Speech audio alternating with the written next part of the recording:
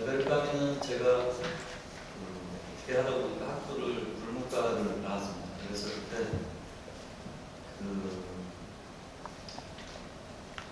들어가면 까미나 뭐 이런 사람들이 있거든요. 근데 이방인만 졸업이 있는데 되게 그때는 잘 몰랐는데 있다 보니까 되게 감동적이고 되게 멋진 데가 있는 사람인 겁니다. 그래서 대학교하고 대학원 때 대학원은 철학과를 갔지만 까미 책을 그 당시에 다 읽었어요. 근데 지금 오늘 한 30년 지났는데 그래서 이렇게 강의를 하려고 준비를 하다 보니까 까미는 진짜 멋진 인간인데 또 우리나라에 잘 알려져 있지 않지만 좀 실망스러운 부분도 있고, 그래서 하여튼 제가 드리는 말씀은 까미가 애증이 겹친다, 그런 생각이 듭니다. 일단 강의 제목은 큰 제목은 연극적인, 너무나 연극적인이지만 까미는 일단 그 노동극단이라는 걸 창단해서 자기 배우도 하고 연출도 하고 희곡도 여러 편 썼죠. 그래서 나중에 노벨문학상도 이방인이나 페스트나 전락이나 적재왕국 같은 훌륭한 작품으로 노벨문학상도 17년인가 타게 되죠. 그리고 사르트르나 보바르나 멜로폰티, 레이몽하르 이런 사람들하고의 당시 세계를 리드하는 지성 중에 하나로 적극적으로 참여를 하고요. 또 나치 점령 기간에는 레지스탕스 운동도 합니다. 그래서 참 멋있기도 한데 까미를 제가 공부하면서 보니까 까미가 우리나라에 되게 어떤 까미의 첫 번째 작품 제목이 안과 겉 이렇게 되어 있는데 그 두 개 중에 빛과 어둠 중에 어느 하나라도 안 보려고 하면 안 되고 둘 다 동시에 보려고 하는 그 긴장을 놓치면 안 된다는 건데, 어떤 면에서 밝은 면만 알려져 있는 것 같아요. 그래서 오늘 제가 공부한 까미를 내가 상상한 대로 알베르 까미라고, 알베르 까미 때 줄리마지 이렇게 되어 있는데, 이게 모리스 블랑쇼가 미셸 푸코에 대한 글을 쓴 게 있는데 그 제목이 내가 상상한 대로의 미셸 푸코거든요. 그래서 제가 한번 이렇게 따와서 써봤고요. 그리고 나머지 부분은 글 읽어가면서 해보도록 하죠. 김철기 선생님께서 제가 이거를 글을 읽으면서 강의를 하면서 용기가 어려워서 선생님이 도와주시기로 하셨어요. 감사합니다. 까미는 1913년 알제리에서 태어났는데 아버지가 알자스 출신의 사람인데 한 살 때 2차 대전 나가서 참전에서 죽어요. 그래서 한 살 때부터 아버지가 없으니까 기억이 전혀 없죠. 어머니는 프랑스 사람이 아니라 스페인 사람인데 직업이 그 당시 단어로 몬이라고 하는데 그게 한인. 그래서 가장 중요한 건 까미가 알제리에서 태어났다는 건데 그 알제리는 1826년부터 1962년까지 프랑스의 식민지거든요. 그래서 까미 어머니는 프랑스 사람이 아니고 스페인 그 당시에 잘 살지 못하는 나라죠. 그래서 까미는 알제리 프랑스 사람들과 알제리 사람들이 모이는 가난한 구역에서 아주 극히 가난하게 자랍니다. 그래서 두 번째 단락의 맨 마지막을 보시면 나는 마르크스를 통해 자유를 배운 것이 아니라 가난을 겪으면서 자유를 배웠다는 것을 모를 것이다.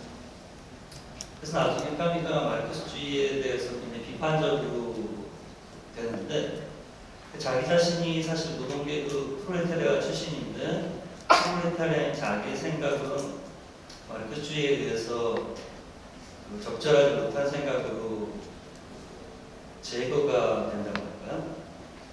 그런 부분에서 느끼는 갈등이 있었을 겁니다. 그래서 까미는 20살 때쯤에 공산당에 가입했다가 그 다음에 탈당했는데요. 일단 그 다음 단락을 보시면 그 초등학교 재학시 교사 루이 제프맨이라는 사람이 이 까미의 독특함이라고 할까요? 그런 거 알아보고 그 장학금을 받을 수 있게 해줍니다. 그러면서 그 가정방문이라고 할까요? 그런 걸 가는데 가서 보고 그 루이 제프맨이 깜짝 놀라죠. 못 살 줄은 알았지만 그 정도로 못 살 줄은 생각을 못했던 거죠. 그 정도로 가난했다고 합니다. 까미는 역시 성실하고 똑똑한 학생이어서 그 알제리에 있는 알제리의 수도가 알제인데 그 알제 대학교에 입학합니다. 우리나라로 치면 그 이렇게 사실은 저는 까미를 읽어야 된다고 생각해요. 물론 까미의 모든 글들이 인간 존재의 보편적인 조건에 대해서도 말하고 있지만 그 당시에 제가 전공한 미셸 후코의 말을 빌리자면 달력과 지도 속에 그 사람과 사상을 얻는 거죠. 그래서 까미는 일제시대 제가 볼 때 오랑에서 태어나고 몽도비에서 태어났으니까 아마 군산 정도에서 태어난 일본인 노동자의 아들인데 어머니는 대만 사람 정도 되는 거고 똑똑해서 경성제대 철학과에 입학하는 거죠. 그래서 까미는 알제리 대학교 철학과에 입학합니다. 그래서 축구부에서 골키퍼로도 활약하고 하는데 결핵에 걸려요. 그래서 이 시기를 보면 아시겠지만 이때는 결핵 걸리면 대부분 죽는 걸로 생각했거든요. 그래서 대단히 젊은 시기부터 그 생과 사에 대해서 좀 아무래도 생각을 하게 됐었겠죠. 그래서 그 마지막 단락 그 붉은 글씨 보시면 안드레지드를 16살, 물론 이게 다 프랑스 사람들이니까 7살 때였죠. 다 많은 되니까 그쪽은. 여기서 중요한 건 프랑스 문학을 20세기 문학을 읽다 보면 어떤 식으로든지 모든 지성인이나 소설가들이 앙드레지드의 영향을 받았다는 걸 알게 됩니다. 그래서 앙드레지드가 굉장히 중요한 사람인데요. 그런 점을 하나 지적해보도록 하고요. 두 번째 페이지를 보시면 이제 잔 그르니에를 스승으로 삼게 되죠. 그 알제리아학교 철학과 문과반에서 그래서 이제 우리가 잘 아는 처음에 서문 같은 것도 써주는데 나중에는 사실은 잔 그르니에도 인간이니까 자신의 제자가 자신보다 너무 탁월하게 뛰어난 문학적 재능을 보이니까 그 아주 인간적인 감정이라고 할 수 있겠죠. 약간의 고통스러운 질투라고 할까? 그런 것도 느끼게 되는 바가 있어요. 그런 건 이제 우리나라에서 보통 잘 안 알려졌죠.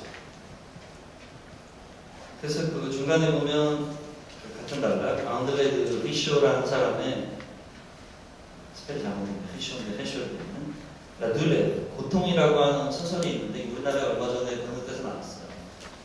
근데 여기에 보면 아버지가 죽은 어머니가 프랑스 사람인데 독일군 장교에게 순정을 바치는 이런 이야기가 나와요. 그래서 그 순정 바치는 것까지는 몰라도 그 전까지는 까미 자신의 얘기하고 상당히 비슷하거든요. 어떤 시골에서 가난한 어머니 뭐 이런 이야기가 나오는 거예요. 그래서 까미가 이 책을 언급한 적이 있고요. 33년이면 까미가 20살 되고 사실은 우리가 까미 탄생 100주년이 되는 해죠. 그 히틀러가 권력을 장악하는데 이때 벌써 암스테르담 플레이엘 반파쇼 운동에 가입해서 투쟁합니다.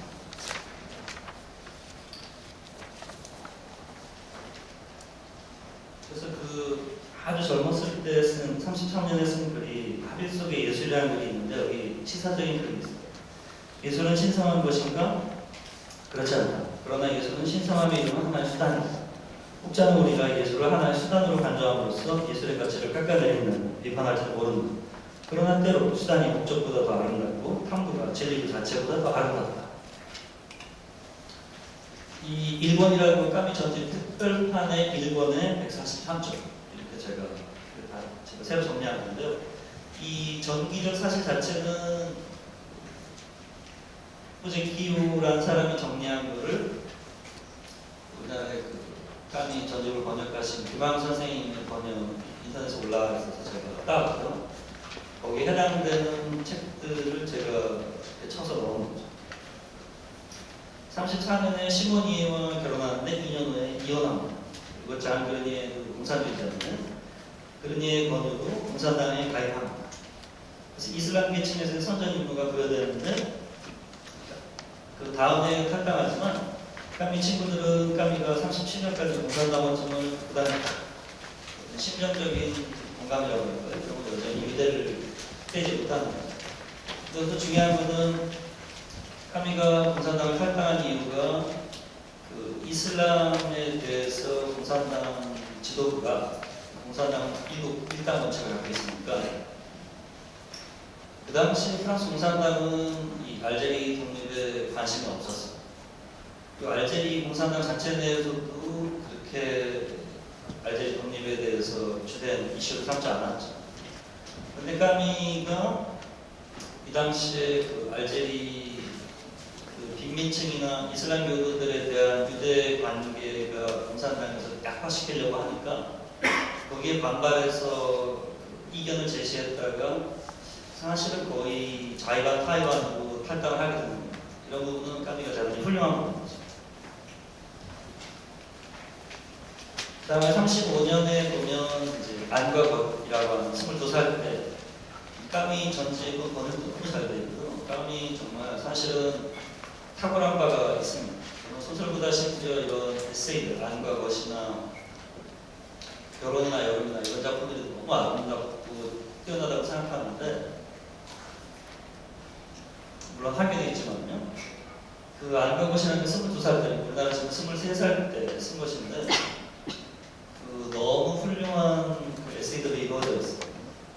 그래서 거기 보면 그 알제대학에서 철학 공부를 계속하면서 생계수단으로 받아들줄 관상대에 나가서 일하면서 남부지방에 기업에 관한 보고서를 제출하고 자동차 부속품을 팔거나 선박 중개인으로 고용되기도 했고 이방인의 메르소의 직업이 비슷하거든요. 또 시청 직원으로 일하기도 했죠. 네스트에서 그랑이라는 주인공 중에 하나가 시청 직원으로 등장하죠. 36년에 이건 좀 중요한데 플로티노스와 성 아우구스티누스를 통한 헬레니즘과 기독교의 관계를 주제로 한 철학 논문을 제출합니다. 제목은 기독교적 형이상학과 신플라톤주의 철학. 그래서 뭐 에픽테토스인데 에픽테토스, 파스칼, 피에르케고르, 말로, 지드 등의 작품을 탐독합니다. 그래서 이 시기에 이제 이혼을 하고 또 몇몇 친구들과 함께 노동극단이라는 연극단을 창단을 해요. 그래서 아스피르의 반란이라는 작품을 집필했는데 그 당시에 법령을 못 통과해서 상영 금지됐고, 그래서 중요한 건 가브리엘 우디치나 샤클로를 중심으로 참다운 풍요라는 기체 아래 지중해 문학운동이 전개됩니다. 그러니까 우리는 북아프리카가 아프리카라고 생각하지만 거기서 이제 마그레반이라고 해가지고 그 지중해 문화, 그러니까 사실은 로마가 지중해를 둘러 이렇게 되잖아요.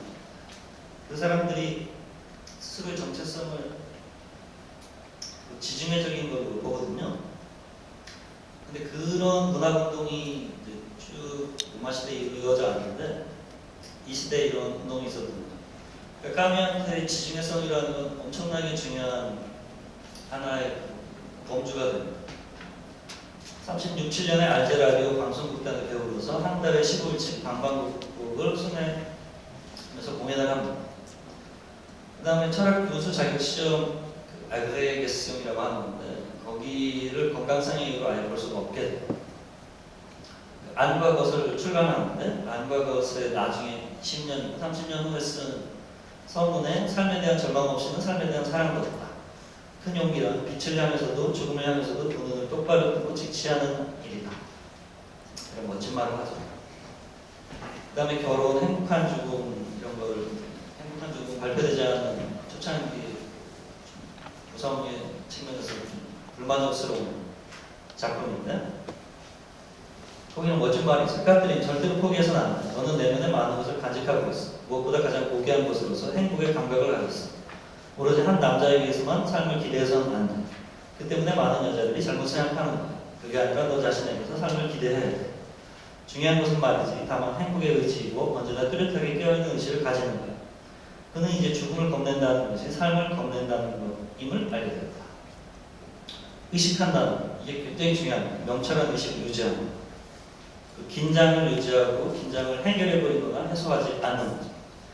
의식한다는 것, 그것은 기만하거나 비겁해지지 않은 채 자신과 1대1로 자기 육체가 되면서 두 눈을 똑바로 뜨고 죽음을 바라본다는 것이다. 그것은 사내들 사이의 문제였다. 이 보바르도 나중에 지적하지만 까미가 지금 개념으로 보면 좀 마초적인 허세가 없지 않아. 확실히 남성의 세계하고 여성의 세계하고 구분을 하거든요. 사용하는 단어도 남성이라기보다는 한국말로 하면 사내 뭐 이런 단어를 사용하거든요. 그게 아마 노동계급에서 어떤 그 친구들이 누구나 사용하는 단어였을 거예요. 그래서 알제리를 떠나서 4페이지를 보세요. 프랑스를 가려고 이제 마음을 먹는 걸 잠깐 떠나지 못하고 38년에 파스칼 피냐라는 그 편집자 겸 발행인이 주도하는 알제리 리퍼블릭 알제리이라고 하는 신문의 기자로 취직해요. 그래서 이방인이나 다양한 소설대로 보면 기자들이나 재판장면이 등장하는데 그 묘사는 아주 리얼한 거예요. 왜냐하면 까미 자신이 그 정말 사회부나 뭐 온갖 사설부터 다 썼거든요. 그 당시에 그 앙드레 말로라서 굉장히 중요한 사람인데 드골 정권 안에서 문화부 장관을 한 사람이죠. 그 다음에 저 유명한 사르트르의 부트만, 그 다음에 희곡 깔리굴라를 제필하고 구절에 관한 시론을 구상하는데 이게 나중에 시지프 신화가 되겠죠. 그 다음에 니체의 인간적인 너무나 인간적인 우상의 한번, 키에르케고르의 죽음에 이르는 병은 한번.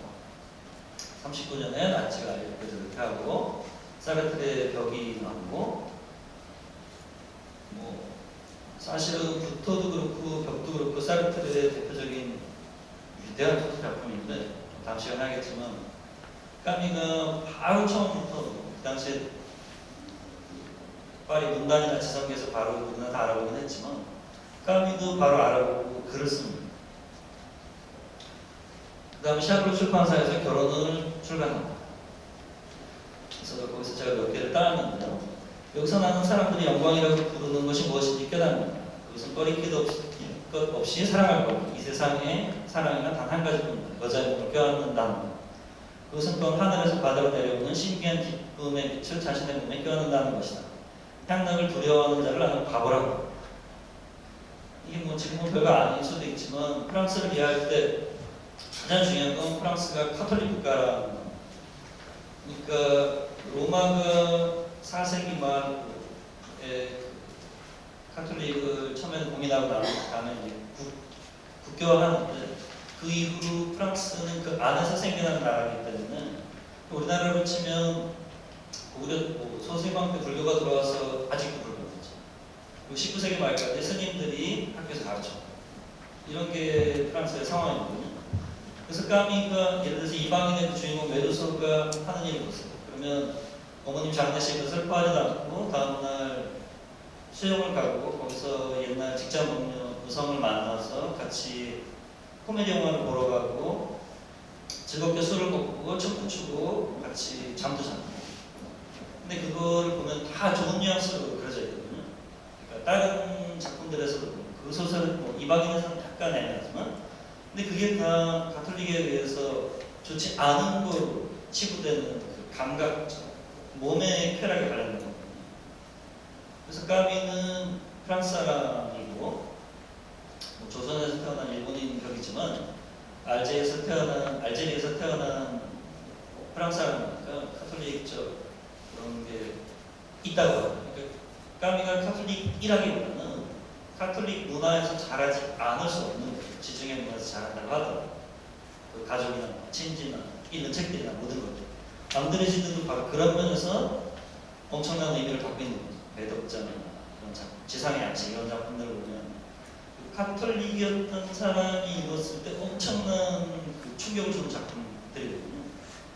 그냥 한국 요즘 젊은이들이 보면 좋을 수도 있지만 그냥 그런가 보다 하겠지만 그 모든 걸 지도와 달력 속에 사람으로 봐야 돼요. 그래서 여기서 랭보의 말하고도 되게 비슷한데 인생은 건축해야 될 대상이 아니라 연소시켜야 할 대상이다. 이렇게 바다가 불어로 메르. 바다하고 어머니하고 발음상으로 똑같습니다. 라멜 성도 똑같고 스펠만 하나 다르고요.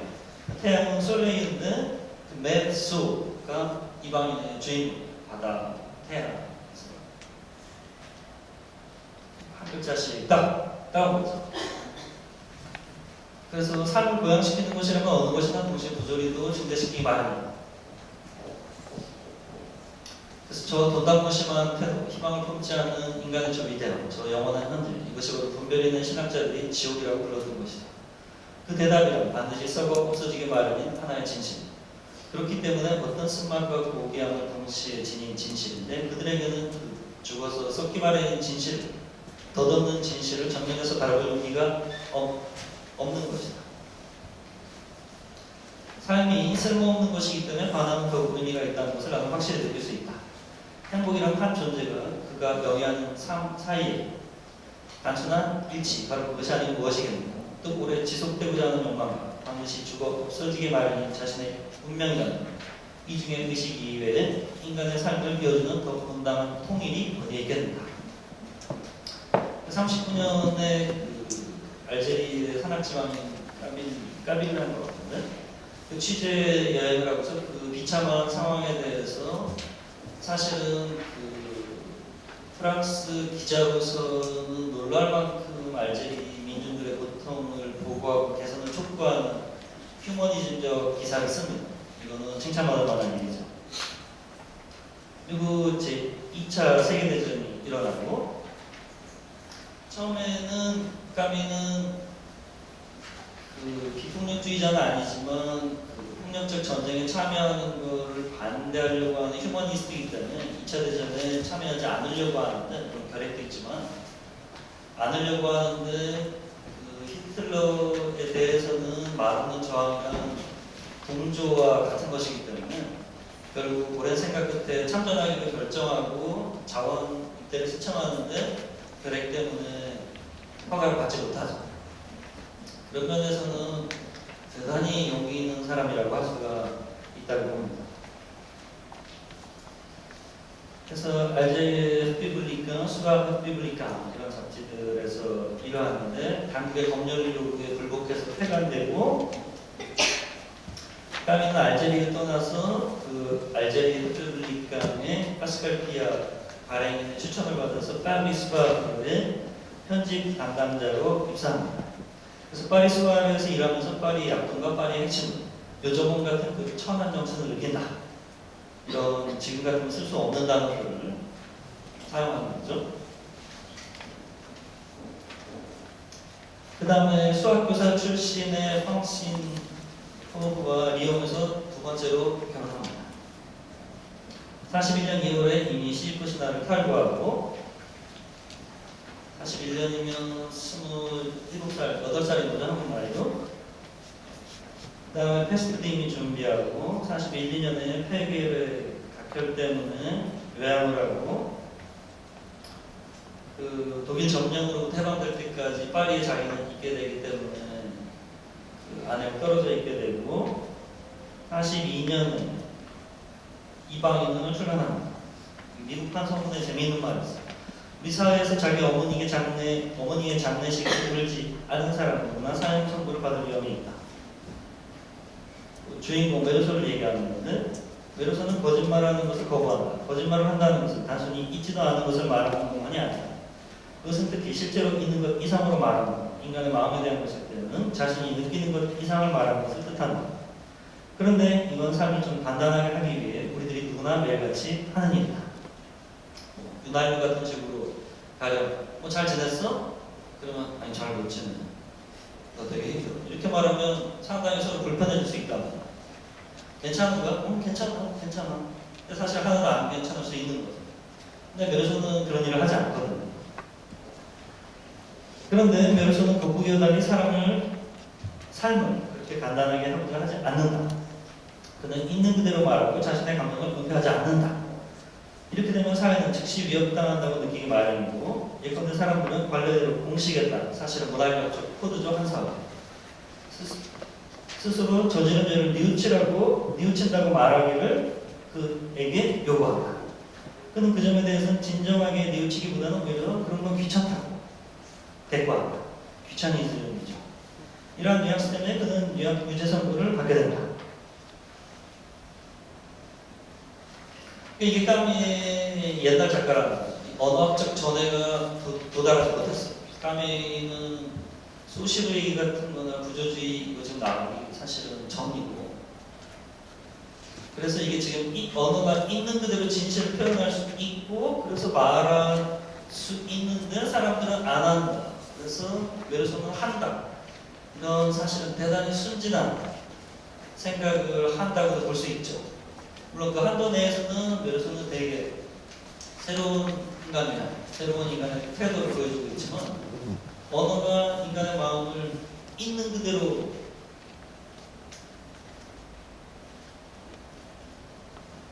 재현할 수 있을까요? 있는 그대로의 정의가 뭐죠? 지난 시간에 우리가 니체를 했지만, 니체가 말하는 건 바로 있는 그대로는 없고 선택된 사실 내에서의 있는 그대로만 있다. 그래서 있는 그대로는 사실 있는 그대로가 아니라 그의 관심이 가는 대로 한도 내에서, 니체적으로 봐도 그렇고 구조주의나 기하학적으로 봐도 이렇게 되는데, 까미에게 물을 수는 없죠. 왜냐하면 까미는 그런 게 일반화되기 이전의 사상가입니다. 근데 오늘날 우리는 아무 생각 없이 있는 그대로 진실과 사실을 구분하고, 진실이 있는데 사실은 단순한 거고 진실은 정서까지 포함된 거, 이런 식의 논의를 펼치는데 문제가 많은 겁니다.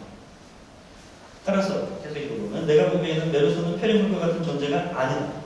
그는 가난하고 가식이 없는 인간이며 한국에도 어두운 모습을 남겨놓지 않는 태양 사람이다. 그에게 이치의 감수성이 결여되어 있다고는 결코 말할 수 없다. 집요하기 때문에 그만큼 뿌리가 깊숙한 정렬이 그에게 활력을 공급한다. 절대에 대한 진실에 대한 열정이 그것이다. 진실이 있고 그 개수가 하나인데 그걸 사람들이 말하지 않는다. 자기 기만. 이 까미와 사르트르의 공통적인, 지금 보면 순진한 실존주의의 공식이죠. 본래적 자와 비본래적 자가 두 개가 있고, 사람들은 사회적 가면을 쓰고 있고 그 역할 속에 파묻혀 있고, 사실은 본래적 자가 돼도 이것은 아직 소극적인 진실로 존재한다는 진실, 느낀다는 진실이다. 그러나 그 진실 없이는 자아와 세계에 대한 그 어떤 정복도 가능하지 못할 것이다. 여전히 좀 역설적인 뜻에서 한 것이지만 나는 내 인물을 통해서 우리들의 분수에 맞을 수 있는 단 하나의 그리스도를 그려보려 했다는 말을 한 적이 있다. 메르소는 우리 시대의 그리스도입니다. 재미있는 말이 있었다. 조금 뒤에 말이던 나에게 자기가 사랑하느냐고 물었다. 그런 것은 아무 의미도 없는 말이지만 사랑하고 있는 것 같지는 않다고 나는 대답했다. 말에는 슬픈 표정을 줬다. 오로지 진실만을 얘기하는 거죠. 먼저는 사람은 누구나 다소간 사랑하는 사람의 죽음을 바랐던 경험이 있는 겁니다. 나의 변호사가 물었다. 도대체 피고는 어머니를 매장한 것으로 해서 기소된 것입니까? 살인한 것으로 해서 기소된 것입니까? 방청객들이 웃었다. 그러나 검사는 다시 일어서서 법복을 바로잡고 나더니 존경할 만한 변호인의 순진성을 갖지 않고서는 그 두 종류의 사실 사이에 근본적이면 비장하고 본질적인 관계를 느끼지 않을 수 없는 바라고 천명했다. 그렇습니다. 하고 검사는 힘차게 외쳤다. 범죄자의 마음으로 자기 어머니를 매장하였으므로 나는 이 사람의 유죄를 주장하는 바입니다. 이거 나중에, 그러니까 이방인을 그렇게 읽은 논문은 아직 없는 것 같아요. 후보의 감시와 처벌 같은 거에 보면 그 모두가 모두를 궁극적으로는 자기가 자기를 감시하고 처벌하기 때문에, 그게 18세기 말 19세기 초에 그 프랑스 형법상에서 일어난 그 어떤 변화인데, 그 전까지는 그 사람이 한 행위를 처벌. 근데 이제는 그 사람이 누구인가, 어떤 인간, 그의 품행을 처벌하는 거죠. 요즘도 우리 뉴스를 보면 어떤 사람이 어떤 일을 했을 때 그 행위 자체보다 평상시에 그 사람이 어떤 사람이었는지 기자들이 가서 이웃들한테 들이대잖아요. 그래서 원래 너무 착한 사람이었으면 이렇게 끔찍한 이중적인 얼굴을 갖고 있는 사람, 원래도 좀 이상한 사람이었으면 역시 숨길 수 없는 사이코패스, 이렇게 나와요. 시지프의 신화를 출간하는데 여기 제사라고 맨 앞에 그 시나 옛날 그래서 한 문단씩 따서 하는 거 있지 않습니까? 제가 볼 때 모든 책 중에 이거보다 멋진 제사는 전 본 적이 없는 거예요. 이 핀다로스의 아폴론 축제 경기의 축가 3편인데 오 나의 영혼아 불멸의 삶을 애써 바라지 말고 가능의 영역을 남김없이 다 살려고 탕진하려고 노력하라. 그래서 제 강의는 좀 특별한 강의가 같은데 왜냐하면 이 사람이 오래됐기도 했고 이런 대중 강연 형식으로 해서 까미의 저는 두 편의 작품을 분석하려고 해요. 첫 번째는 시지프의 신하고 두 번째는 반항하는 인간입니다. 이 두 작품은 사실 쉽지 않은 작품.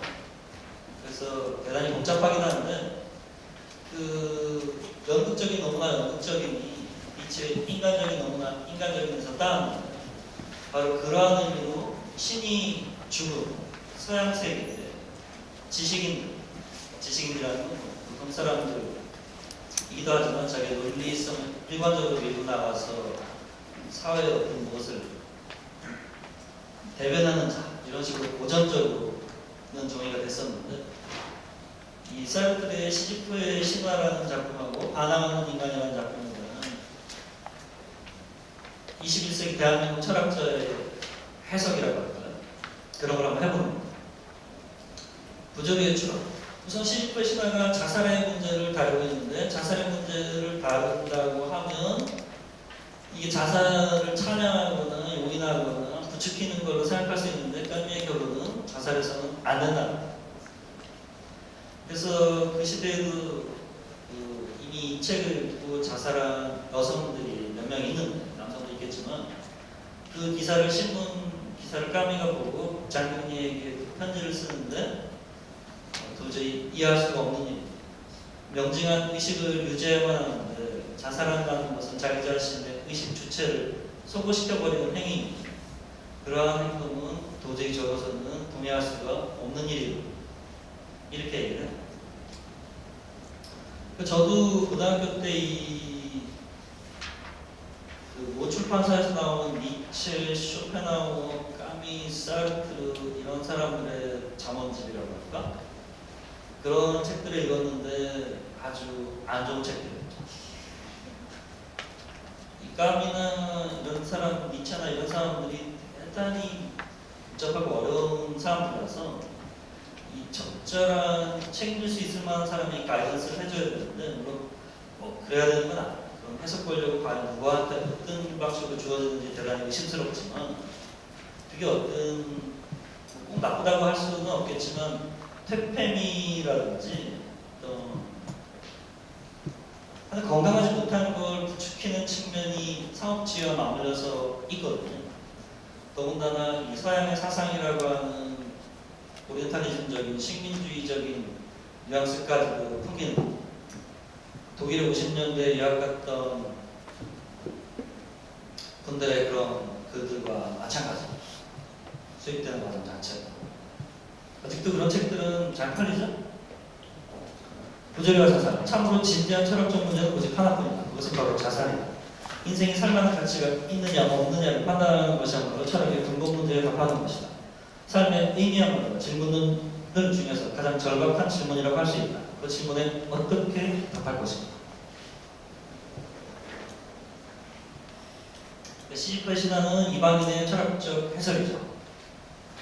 그런 환상과 빛의 일은 이 세계 속에서 인간은 스스로 이방인이 되었음을 느낀다. 이 낯선 세계로의 유적, 망명에는 구원이 없다. 인간과 그의 삶, 배우와 무대장치 사이의 단절, 절연. 이것이 다름 아닌 부조리의 감정이다. 이 부조리라고 일본 분들이 번역했는데 그 단어는 압시우드거든요. 압시우디테라고 하는 명사형도 있는데 그 까미는 영어로 하면 옵사운드의 더를 거쳐서 더 플러스 형용사, 추상명사, 보통명사가 되는 경우죠. 그래서 부조리성, 부조리 뭐 이렇게 일본 사람들이 번역했는데 우리가 잘 아는 교부 시대 초기 교부죠. 테르툴리아누스가 나는 그것이 불합리하기 때문에 믿는다. 뒤에 제가 미리 써놨는데 크레도 퀴암 압솔루tum 이라고 할 때 그 압솔루tum 라틴어에서 나오는 거죠.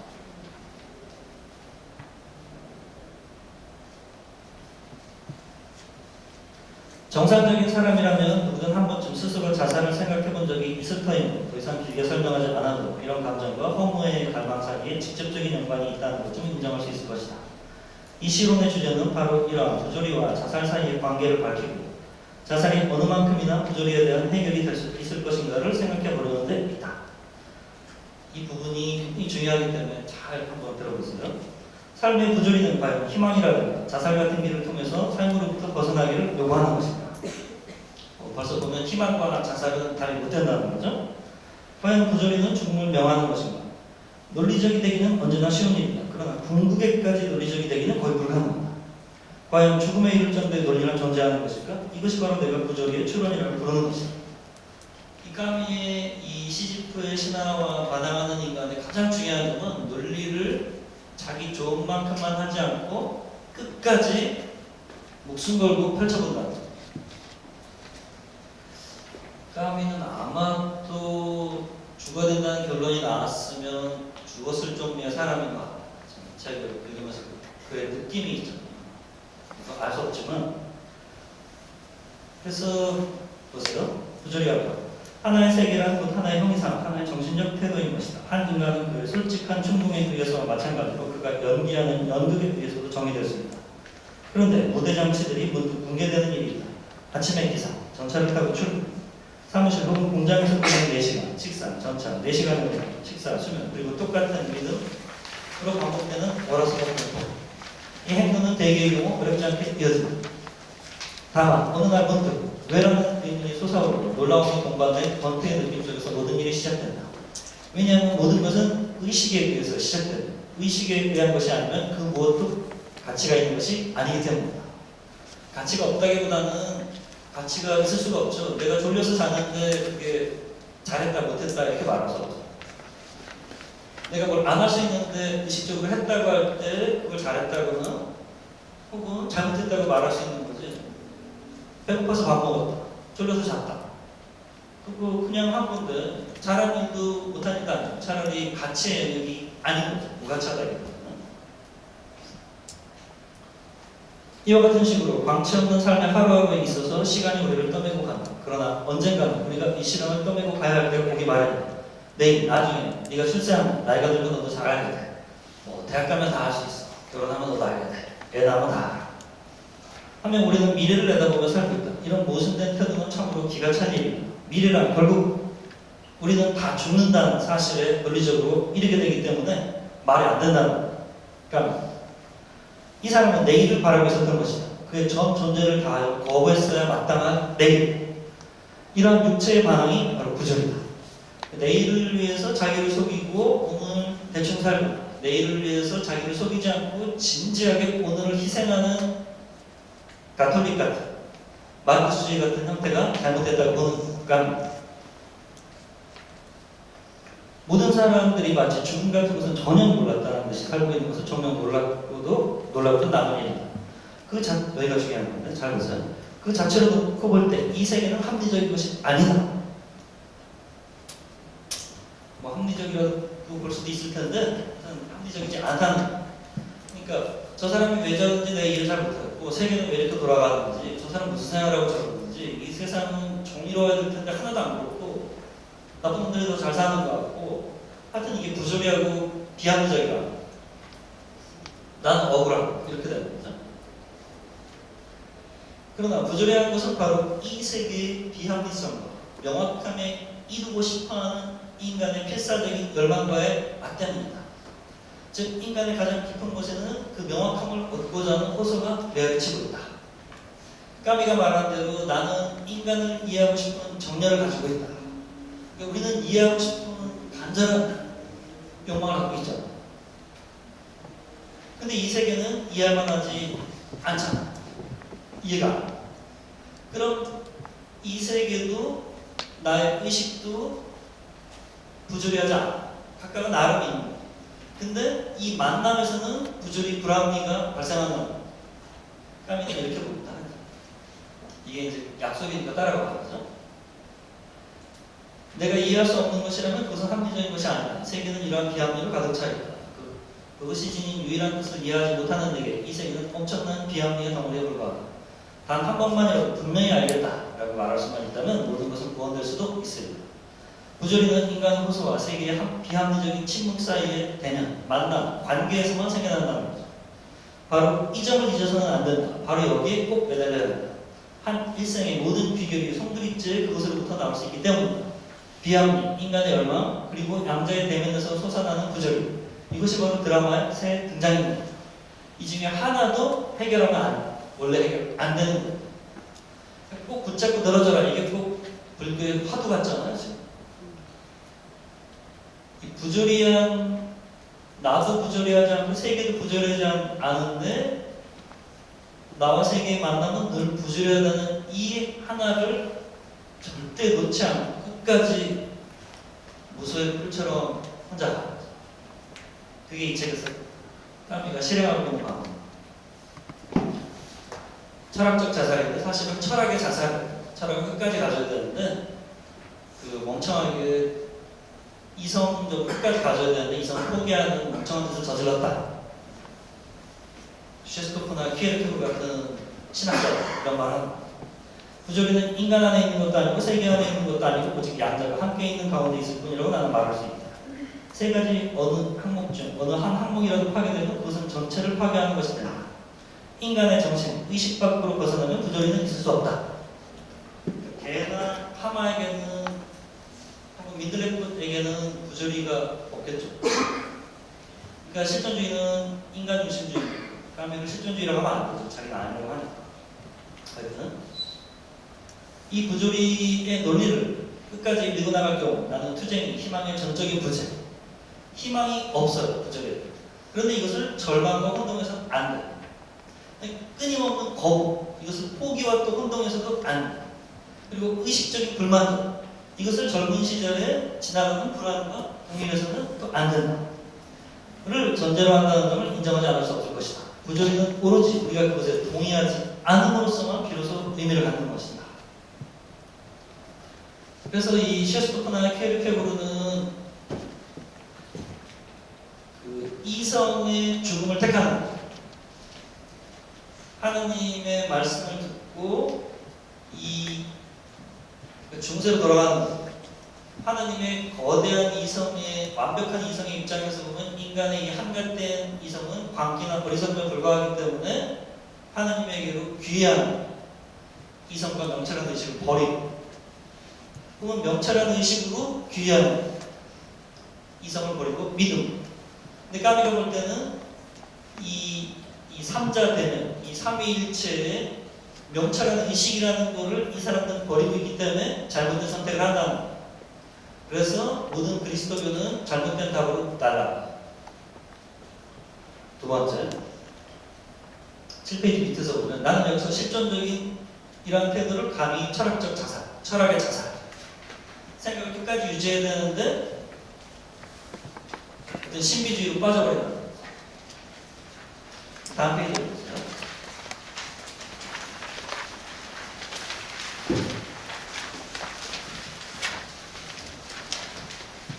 시작하는 단어, 부조리한 차례. 앞에서는 인생이 과연 살만한 의미를 가지고 있는지 어떤지가 문제였다.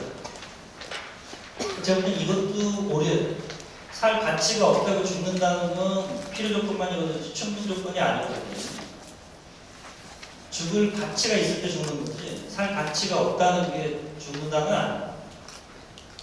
근데 까미는 그런 식으로 지금 논증을 전개하고 있는데 논리에 오류가 있죠.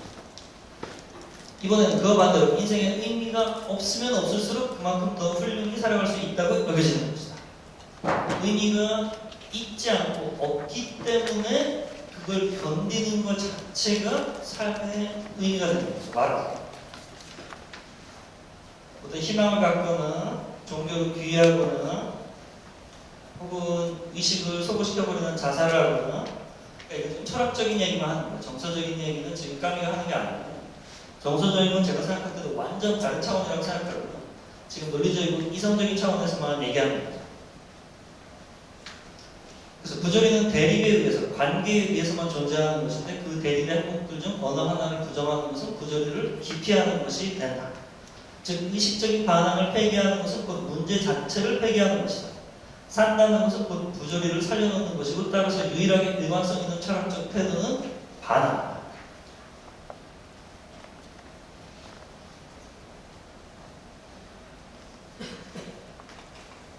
시지퍼스나 프로메테우스 같은 사람이 까미의 영웅이 되는 거죠.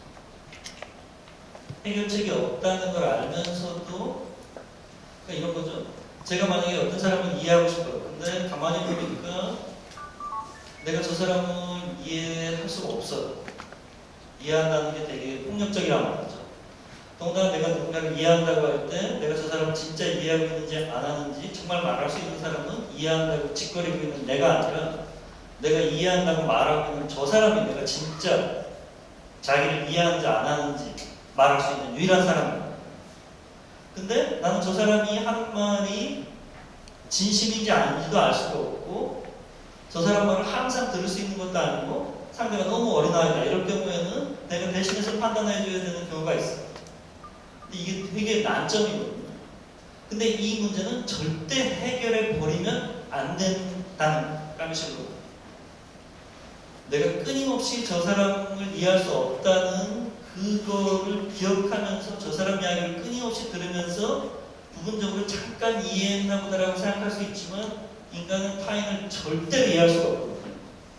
이해한다고 생각하는 순간 사람은 그 사람 얘기 안 듣거든요. 논리적 이해로 심정적 이해를 대체해버리는 거죠. 내가 옛날에 몸살을 앓았으니까 지금 몸살을 앓고 있는 사람에게 내가 너 얼마나 힘든지 안다. 근데 그 아픔의 정도가 비슷한지 같은지 그거 말할 수 없는 거예요.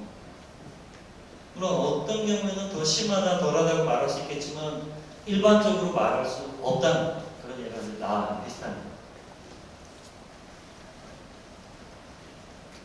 자, 그래서 그 같은 다락의 밑에서 넷째 줄 이렇게 해서 나는 구절에서 세 가지 귀결을 이끌어낸다. 그것은 바로 나의 반항, 나의 자유, 그리고 나의 열정이다. 오직 의식의 활동을 통해서만 나는 죽음의 로에 초대했던 것을 삶의 법칙으로 바꿔놓는다. 그래서 나는 자살을 거부한다. 여기서부터 이제 대단히 흥미롭고 서양의 지성들이 신이 죽은 다음에 어떻게 이걸 대면했는지 이건 진짜 흥미진진한 인류의 모험이라고 말하지 않을 수 없어요. 사실은 저는 어렸을 때 이거 되게 똑같이 따라가면서 진지하고 막 비장한 마음으로 봤는데 지금은 공감이 안 돼요. 까미나 사르트르의 문제이죠. 왜냐하면 저희 동네, 이 조선이나 중국에서는 신이 원래 객관적 실체가 아니었거든요. 그러니까 귀기와 신기의 묘합이 귀신이고 그 귀신의 농도가 짙어지면 사람이 되고 죽으면 흩어져서 기와 신으로 다시 없어지는 거예요. 그게 이제 주자가 아래에서 4대 간다고 해서 4대 조상까지 제사를 지내는 거죠. 그 후가 되면 그냥 인격적인 부분이 없어진다고 보는 거죠. 하여튼 이러한 생각을 알고 보니까 신이 우리의 외부에 객관적으로 존재한다라고 하는 이 생각이 너무 이 운명적이고 문화론적인 논의로 보이는 거예요. 그래서 이분들은 도대체 왜 이럴까? 이런 생각이 드는데 지금 세계가 서양화된 만큼은 이 사람들의 이야기가 상당히 그럴듯하게 된 부분이 있거든요. 이택이나 정혜경은 도저히 이렇게 생각할 수 없어도 김동리나 이문열만 해도 사반의 십자가나 사람의 아들 같은 책을 쓸 수가 있거든요. 그게 이미 우리가 얼마나 그리스도교화된, 서양화된 나를 보여주는 하나의 척도이긴 하죠. 그게 꼭 나쁘다는 건 아니에요. 자, 부조리의 인간은 바로 신 밖에서 살고 있다. 그에게는 변명해야 할 것이 아무것도 없다. 그래서 나는 그의 무죄라는 원리를 출발점으로 삼는다. 이 무죄는 무서운 것이다. 그러니까 뭘 하지 말라는 주체가 서양에서는 신이었는데 신이 인간이 유년기에는 없으면 살 수가 없었던 유용한 거짓말이라는 게 밝혀졌다는 게 니체가 얘기하는 신은 죽었단 말이에요. 근데 누가 뭐뭐 하지 말라고 한 게 그 신이었는데 신이 죽으면 뭐든지 다 해야 돼. 그 사람을 죽여야 되는 거예요. 자살을 해야 돼요. 그래서 모든 것은 다 허용되어 있다. 이렇게 가는 이만 깔아버립니다. 그래서 돈후환주의 뭐 이런 게 있는데 넘어가서 연극, 모든 것이 일상적인 인간을 재촉한다. 바쁘고 빨리 가. 그러나 동시에 그 자신보다 더 그의 관심을 끄는 것은 아무것도 없다. 특히 실제의 자기보다 장차 자기가 변했을 때 어떤 존재에 대해서 그는 온통 관심이 쏠려 있는 것이다. 우리 영국에 대한 스펙타클에 대한 관심은 바로 여기서 생겨나는 것이다. 배우는 인간이 그렇게 되고자 하는 존재와 실제의 존재 사이의 경계가 없다는 지극히 풍성한 진리를 매월 혹은 매일 부담없이 보여준다. 언제나 더 구체적인 모습으로 나타내고 있는데 온통 정신이 팔려있는 그는 어느 만큼이나 외양, 겉모습이 실제가 될 수 있는가를 증명해 보인다. 왜냐하면 절대적으로 흉내내는 것, 자신의 것이 아닌 삶 속으로 가능한 한 깊숙이 들어가는 것, 이것이야말로 배우의 미술이기 때문이다. 그의 노력이 종국에 이르면 그의 사명이 무엇인지 밝혀진다. 즉 마음을 다하여 아무것도 아닌 것이 되거나 혹은 여러 존재가 되고자 전력 투구하는 것이 그것이다. 소멸하고 많은 세계를 흉내내는 광대인 배우는 즉 외관 속에서만 자신을 단련하고 완성시킨다. 오로지 몸짓으로만 그리고 육체로만 혹은 육체인 동시에 영혼인 목소리로만 인간의 마음을 표현하고 이해시키는 것이 연극의 관습이다. 이 예술의 법칙에 따라서는 모든 것을 인간의 육신으로 만들어 표현하지 않으면 안 된다. 까미는 지금 비신학적인 부조리의 연극론을 펼치고 있는 거죠. 육체가 곧 왕이다. 마음에서 바라기만 하는 것은 연극적인 것이 아니다. 잘못 평가자가 되어 있는 이 연극적이라는 말은 하나의 미학 전체를, 하나의 윤리 전체를, 하나의 삶의 태도를 포함하고 있다. 인간의 삶의 절반은 마음에 품은 것을 표면하지 않은 채 암시하고 얼굴을 돌리고 침묵하면서 보내기 마련이다. 배우는 이런 세계 속으로 불청객인 틈입자처럼 들어온다. 그는 저 사슬에 묶인 영혼을 마술에서 풀어준다. 마침내 온갖 정령들이 그들의 무대 위로 쏟아져 나온다. 바로 여기에서 배우는 자기 모습을 드러내보인다. 즉 동일하면서도 지극히 다양하다. 단 하나의 육체에 의해 그토록 많은 영혼들이 요약된다는 배우의 모순이 그것이다. 우리 모두가 사회적 역할이라고 하는 페르소나, 저번에 니체한테 말씀드렸죠? 가면이라는 걸 일본말로 봐서 가짜 얼굴이라고 보면 안 되고 사회적 역할, 배우가 쓰는 어떤 마스크라고 봤을 때 모든 사람들은 자기 역할이라고 하는 무한계의 이중인격 혹은 다중인격자들이거든요. 그걸 실제로 실현하는 자들은 배우라는 거예요. 사실은 우리 모두가 배우고 이 세상이 무대입니다. 사실은 제가 연기를 하고 여러분이 관객인 것 같지만 여러분이 배우고 제가 관객인 줄 모릅니다. 사실은 둘 다죠. 그렇게 보지 않을 수가 없죠. 왜냐하면 배우와 관객은 두 사람이 아니고 한 사람은 물론 아니죠. 그래서 그 관계에 대한 무한한 층위가 있을 수 있다는 걸 까미는 이런 부조리의 철학으로 논증하고 있는 거죠. 자, 그래서 그 밑에서 넷째 줄 보세요. 정복자들이 뜻하는 바는 항상 자신을 극복하는 것이다. 사랑하는 사람, 배우 또는 모험가는 부조리를 연기한다. 만약 슬기롭다는 말이 같지도 않은 것에 대한 공상에 빠지는 것이 아니라 가진 것만으로 살아가는 사람에 적용될 수 있다면 그들이야말로 슬기로운 사람을 하겠다. 가령 정신의 정복자, 의식의 변호와 지성의 배우는 그것을 누구보다도 잘 알고 있다.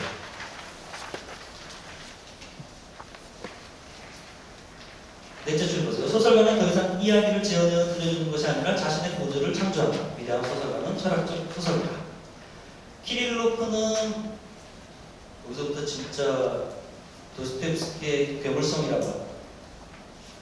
그러니까 포에르바와 도스토옙스키와 니체의 괴물성이 까미에 의해서 정말 너무나도 섬뜩할 정도로 잘 드러나고 있는데, 악령에 보면 키릴로프라고 하는 전기 기사가 신이 없다는 것을 발견한 후에 자신은 자살할 수밖에 없다는 논리에 이르게 됩니다. 그러니까 신이 있고 내가 신이 만든 피조물이 아니라 신이 없다면 인간밖에 남지 않는데 내가 신이 될 수밖에 없다는 거죠. 이게 서양에서는 엄청나게 놀라운 깨달은 것 같다. 중국이나 조선 철학은 원래 처음부터 그러한 종류의 객관화된 외부의 신이 없이 오직 인간들의 세계만으로 모든 걸 설명하는 세계관을 몇천 년 전부터 갖고 있었는데, 이건 뭐 지금 우월하고 서양의 그 철학이 드디어 동양에 도달했다라는 황당한 얘기를 하는 게 아니야. 그건 진짜 잘못된 얘기야. 우리께 좋은 거라고 하는데 좋은 것도 많지만 진짜 우리 건 뭐냐면 노비제도나 적서차별이나 부부이별 이게 진짜 우리 건데 그거 나쁜 거에 대해서는 얘기 안 하고 있거든요. 그렇잖아. 아니 인권책이나 무슨 책 보세요. 서양 권리 이외에 비서양 인권 담론을 구경해 본 적이 있으세요? 그러니까 우리는 내가 생각한다 그러므로 존재한다가 아니라 서양 분들이 생각해 주시기 때문에 존재한다. 인간은 존엄하다고 하는데 자기 존엄하다고 느끼는 사람은 거의 없어. 인간은 존엄한데 타인도 존엄한데 나나 내가 저 사람은 존엄하지 않죠. 이게 외웠기 때문에. 이거 나쁘다고도 볼 수 없어. 서양 사람들이 중철학이나 조선철학, 일본 철학을 배워서 100년, 150년 만에 이 정도 쫓아올 수 있을지 물론 쫓아올 수 있겠다. 우리가 했습니다. 제가 드리고 싶은 말씀은 까미를 인간으로 보자.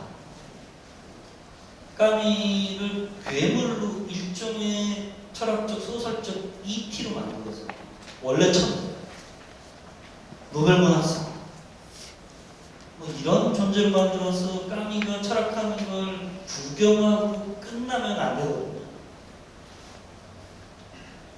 까미 다른 사람이니까 나의 그 가능성을 이 사람은 실제로 펼치고 있잖아요. 제가 제일 좋아하는 말 중에 하나가 이 테레티우스라고 하는 기원 2세기 라틴의 극작가였거든요. 이게 막스도 좋아하고 에리크롬도 좋아해서 이런 말인데 저도 가장 좋아하는 말인데 인간적인 것 중에 나와 무관한 것은 아무것도 없다. 인간이 간사하고 쓰레기 같은 존재라면 나도 간사하고 쓰레기고 인간이 존경받을 만하고 반성할 수 있는 존재라면 나도 존경받을 만하고 반성할 수 있는 존재가 될 수 있다고 생각하는 거죠. 그러나 그 방식은 각각의 언어나 문화에 따라서 다르겠죠. 그래서 저는 까미를 존경하거나 칭송하거나 멋지게 보는 게 아니라 그냥 제가 상상한 대로 보고 싶어요. 한 사람의 저와 똑같은 인간입니다. 그래서 밑에서 7째 줄 보세요. 킬로프 얘기를 까미가 정리하는데 한마디로 신을 왜 만들어냈냐? 자살하지 않기 위해서. 인간은 자살하지 않기 위해서 신을 만들어낸 것에 불과하다. 이것이 현재까지의 보편사의 묘한 알게마이너 계시. 그러니까 해겔이 얘기하는 보편사는 한마디로 신 왜 만들었냐? 신 없으면 마음대로 죽여도 되고 안 죽여도 될 이유도 없고 삶의 의미가 없기 때문에. 이거 니체의 내용을 상당히 많이 해겔을 이런 식으로 해석한다. 다음 페이지를 보시면 제가 욕심을 많이 내서 이거를 밤새서 이거 26장을 처음 보거든요. 그래서 혼자 저번 시간 것도 그렇고 읽어보시면 되기 때문에 이거는 지금 까미에게 듣는 게 아니라 제에게 듣는 거거든요. 그래서 여러분이 직접 읽는 그런 계기가 되면 저는 만족하고요. 그래서 이 쪽수가 다 있으니까. 그래서 창조를 해야 된다는 거죠. 그래서 시지프 신앙 11페이지를 보세요.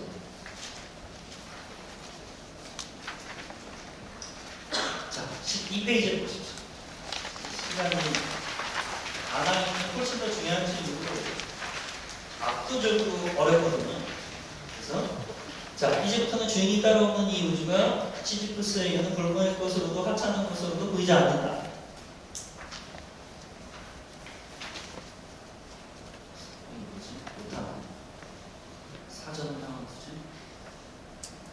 그 자체가 인간의 마음을 가득 채우기에 충분하다. 행복한 시지프를 마음속에 그려보지 않으면 안 된다. 삶인 것 같아요. 자, 그래서 43년에 이게 지금 레지스탕스 운동할 때 까미가 독일인 친구에게 보내는 편지인데 아주 감동적이죠. 우리에게 인간을 죽일 권리가 있는 것인지 이미 충분할 만큼 가혹한 이 세상의 비참함을 또 다른 비참함을 그려내는지 알기 위해서 우리에게는 그 모든 망설임의 시간이 필요했던 것입니다. 그래야 바로 잃었다가 되찾은 시간, 감수했다가 극복해낸 패배, 피해 대가를 치르고 간직한 양심 덕분에 이제 우리 프랑스인들은 우리가 깨끗한 손으로 이건 확신에 찬 피해자의 깨끗함입니다. 전쟁에 휘말렸으며 역시 깨끗한 손으로 그러나 이번에는 불의와 맞서 우리 자신에 맞서서 거두어들인 위대한 승리의 깨끗함입니다. 전쟁에서 벗어나려고 하고 있다고 믿을 권리를 갖게 되었습니다. 프랑스는 권능과 지배력을 상실했고 이 상태는 오래갈 것 같습니다. 그러나 프랑스는 순수한 이유들 때문에 이 모든 것을 상실한 것이라고 나는 믿습니다.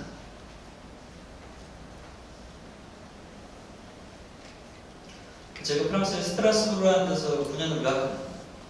거기 프랑스 그 알자스 로렌 지방 그게 그 마지막 수업 알퐁스 도데의 마지막 수업에 나오는 그 지방의 주도가 스트라스부르라는 데거든요. 알자스 지방. 근데 이제 재밌는 거는 알자스 친구들은 그 알퐁스 도데의 마지막 수업이라는 소설을 몰라요. 그게 한국에서 어떻게 그걸 찾아가지고 교과서 저 때는 교과서에 있었어요. 참고서에 있어요. 하여튼 그래서 봤는데 그런 작품을 모르고요. 일단 알퐁스 도데는 이제 흥미롭긴 하지만 약간 대중적인 통소설가처럼 그래서 그렇게 인정받는 사람이 아니고 가령 생백쥐페리죠. 생백쥐페리는 왕당파였거든요. 그래서 이 사람이 과연 우리나라 치면 독립운동을 하는데 순종 황제를 다시 모시자는 이런 파였기 때문에 이 사람의 정치적인 거는 지금 전혀 아무도 안 보고 있어요. 그래서 저는 이 프랑스 문학과 프랑스 철학 혹은 이 프랑스 담론 자체를 오늘 무리화 시키자는 저희 가면 통해서 그 뭐 폄하하거나 그러지 말고 그 잘못된 건 비판하고 멋지고 좋은 건 좋아하고 그냥 대등하게 사람이죠. 그래서 배울 건 배우고 안 좋은 거는 배우지 말고 정확하게 알고 일단 그렇게 해야 되겠죠. 그래야 컴플렉스를 벗어나는 거거든요. 스트라스부르라는 데서 유학했는데 거기 친구들이 프랑스 친구들이 하루는 유학 돌아오고 다 됐었는데 마지막 논문 쓰고 있을 때 그 지금 프랑스령 그 당시에는 독일 점령이 있었으니까 지금 프랑스령인 이 알자스에 프랑스의 유일한 그 강제 수용소가 있어요. 거기 가보자는 거죠. 저는 그데가 아우슈비츠나 뭐 부엔바트나 다카오나 이런 데만 알았지 몰랐거든요. 이렇게 가까운 데 있는지. 근데 차 타고 갔는데 한 3-40분밖에 안 걸려요. 사실 더 가까운지도 몰라요. 산길을 돌아갔는데 거기 우리나라 치면 구름보다 조금 높은 산 마치 우리나라 산처럼 뭐 우리나라 숲이라 나오는 것처럼 무슨 목동 아이가 거기 올라가 있으면 남한 아이가 올라가 있으면 산 밖에서 보일 정도의 그런 조그만 산들이거든요. 근데 그런 산들이 이렇게 몇 개 있는데 그 산을 싹 넘어가면 어디에서도 안 보이게 산속에 이렇게 강제 수용소가 있어요. 지금 수용소들은 몇 개만 남기고 기념관은 아니고 다 철폐하고 그 안에 이제 그 스트라스부르 의대에서 그 인체 실험을 많이 했거든요. 그래서 보면 그 난장이신 분의 남자인데 30대 중반 유대인인 것 같은데 그 사람 뼈 박제를 만들기 위해서 그 사람을 죽여가지고 박제를 만들고 있거든요. 그리고 거기 목욕탕 같은 데 사람 다리 잘라놓고 이렇게 하여튼 거기 갔다 오고 나서 저도 그럴 거라고 생각 못해요. 한 일주일 동안 밥을 못 먹겠는 그 고문대나 그런 데 보면 상상을 초월하거든요. 근데 거기에 이제 미군들이 들어오면서 해방이 되었고요. 1944년, 45년도 되겠죠. 근데 이 참 히틀러나 이런 사람들이 참 이해할 수가 없는 게 자기네 거기 한 몇천 명이 몇천 명 죽었는데 이미 몇천 명이 퇴각하는 당시에 있었는데 자기네 전쟁 어차피 지는 거고 퇴각하면서 놔두고 하면 되는데 다 죽이고 죽이는 것도 참 쉽지 않았는데 그 죽이기 전에도 이 사람들 그 시체 소각하고 할 때 그 소각하는 건 처음에는 뭐 아우슈비츠처럼 비누를 만들거나 이런 공장까지는 안 하고 그 물이 아까워서 그거를 장교들 그 물 떼는 거로 쓰거든요. 그리고 교수대도 있고 교수대 전타는 처음 봤죠. 그 기분이 이상하더라고요.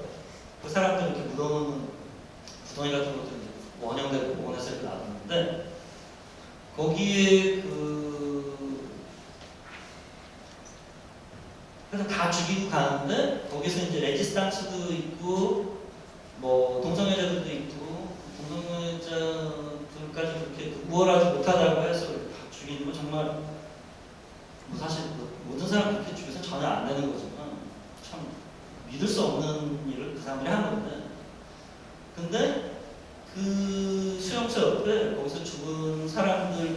묘지가 있어요. 우리나라로 치면 일종의 작은 현충원 같은 게 있는 거죠. 근데 거기에도 몇백 개의 그 묘지가 쫙 있어요. 위정탑 같은 게 있고. 그걸 밟아서 그 뒤에서 보는데 그 양력이 써 있어요. 뭐 1919년 뭐 파리에서 출생. 그래서 1944년 자유왕 이렇게 써 있어요. 자유왕 프랑스를 위해서 죽다. 이제 레지스탕스 운동을 하고 거기서 죽은 거죠. 근데 그 중간에 보면 뭐라고 써 있냐면 1934년 알제리, 1939년 마다가스카르, 1943년 인도차이나 이렇게 써 있거든요. 이게 본질이에요. 그게 무슨 얘기인지 아시겠죠? 그게 다 프랑스의 식민지들이거든요. 거기 군인으로 갔다 온 사람들. 그러니까 까미의 이 모든 얘기가 자기네 나라가 압박자일 때는 이렇게 하고 이 사람 알제리 출신이잖아요. 알제리의 독립을 반대하거든요. 까미. 그리고 황당무계하게도 까미가 주장하는 건 뭐냐면 그 프랑스 사람들이 135년 동안 지배하는데 1960년에 까미가 교통사고를 죽고 62년에 알제리 전쟁을 통해서 우리나라의 그 베니스 영화제 그랑프리 알제리 전투 같은 거 쉽게 구할 수 있거든요. 그런 거 한번 구해서 관심 있게 보세요. 그러니까 프랑스가 어떤 면에서는 유럽의 일본이라고 생각하면 돼요. 자기가 가해자인데 피해자인 줄 알고 있어요. 물론 그 사람을 피해자고 가령 예를 들어서 미야자키 하야오 같은 사람이 바람을 분다나 혹은 스튜디오 지브리에서 반딧불의 묘 같은 거 할 때 그거 물론 하나는 그럴 수도 있고 그 반딧불의 묘에 나온 어린아이도 정말 불쌍하고 그거 나쁘게 보면 안 돼. 맞아. 근데 그 동시대의 중국이나 조선의 어린아이들은 어떻게 살았는지에 대한 이야기가 없이 일본 이야기만 그렇게 그려놓으면 그 제3국에서 볼 때 일본이 그냥 피해자, 그게 반전 영화인데도 불구하고 그냥 피해자인 것처럼만 보이게 돼요. 물론 미국 분들이 원자탄을 안 써도 되는 거를 그렇게 써서 하는구나, 이거는 정말 용서받을 수 없는 죄악이죠. 이것도 사실 엄청나게 복잡한 문제, 까미가 바로 다루고 있는 건데 전투원은 죽여도 되고 전투원의 어머니나 딸은 죽이면 안 된다는 거잖아요, 지금. 전쟁이라는 거.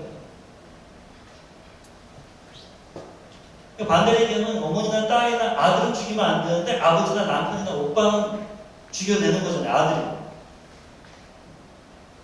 이거 되게 복잡한 문제인데.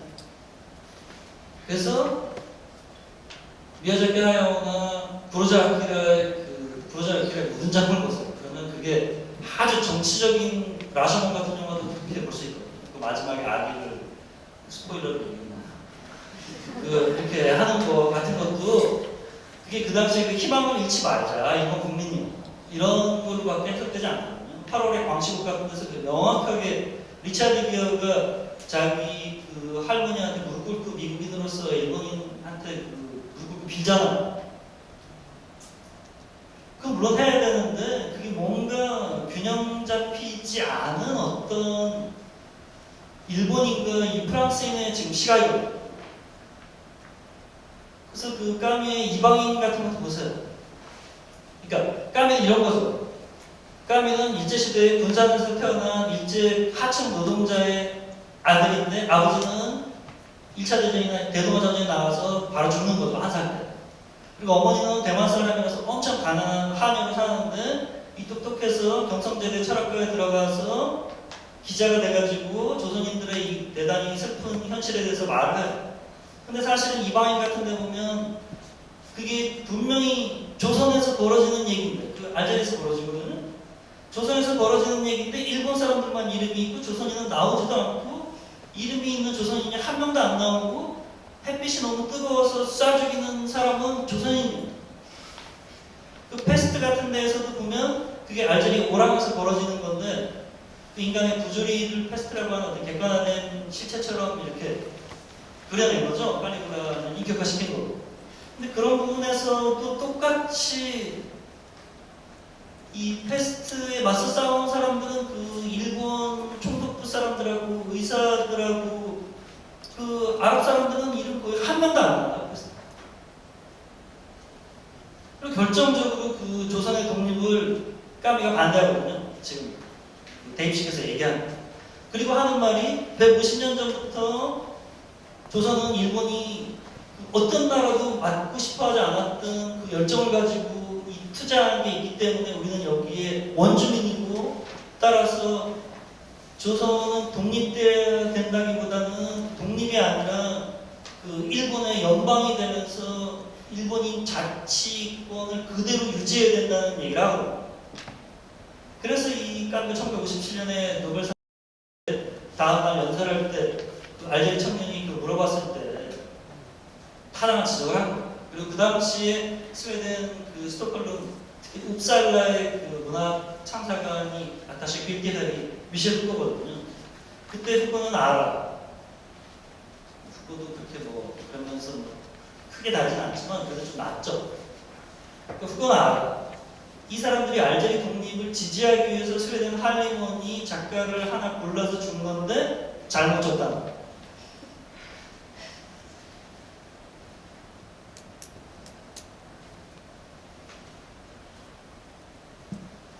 이런 걸 생각해 봐야 됩니다. 제가 얘기하는 건 제가 뭐 혼자 다 찾아내요. 이게 까미를 제가 30년 동안 읽으면서. 근데 80년대 말경에 90년대쯤 되겠죠. 그때 에드워드 사이드의 오리엔탈리즘하고 문화 제도주의가 나왔거든요. 거기에 보니까 까미와 프랑스 식민지의 경험이 나오는데, 거기에서 에드워드 사이드가 탁월한 그 대입법적 독해라는 걸 제안하는데, 그러니까 까미가 이러한 정치적인 과실을 범했다고 해도 까미의 문학적 유대성은 결코 사라지지 않고, 그 도덕적인 탁월함도 사라지지 않고, 다만 식민지 문학이 어떻게 식민지와 피식민자들에게 당연하고 정상적인 양식으로, 문학적으로 우리가 얘기하는 그걸짓기의 양식으로, 세련된 양식으로 이 사람들에게 양식화되는 것을 보여주는 하나의 그 예를 이뤄야 된다. 이거 너무나도 탁월한 독해라고 저는 생각합니다. 이건 에드워드 사이드가 레바논 출신의 미국인이기 때문에 가능합니다. 에드워드 사이드잖아요. 이름이 그 사람 이름 박무라카미 같은 거. 그러니까 아버지가 그 참전해가지고 그 시민권 얻어서 이름이 에드워드가 된 거거든요. 그 사람 레바논 사람입니다. 레바논 이거 식민지거든요. 그래서 영국에 가서 학교 다니는 때 오마 샤리프하고 그 동창이에요. 오마 샤리프 한 살인가 두 살 많았는데 그 에드워드 사이드에 탁월한 그 전기가 있어요. 아웃 플레이스라고. 한번 보여서 읽어보세요. 거기 보면 오마 샤리프가 여담인데, 오마 샤리프가 에드워드 사이드를 되게 싫어하고 왕따 시키는 얘기가 나오거든요. 저는 오마 샤리프가 우리나라가 왜 담배 이렇게 가오트는지 도대체 그 이해할 수 없는, 우리나라 담배 그 붙이는 그 명명하는 그 사람 분명히 철학과 나온 사람. 그게 에세라고 하는 담배가 있는데 그게 라틴어로 존재거든요. 레종이라는 게 해종, 불어로 이성이에요. 그리고 담배 이름도 되게 철학적으로 붙여놨어. 타임이나 디스. Take your time, take this. Do you have time? 뭐 이런 식으로 해놨거든요. 그리고 난데없이 이게 오마샤리프가 모르겠어.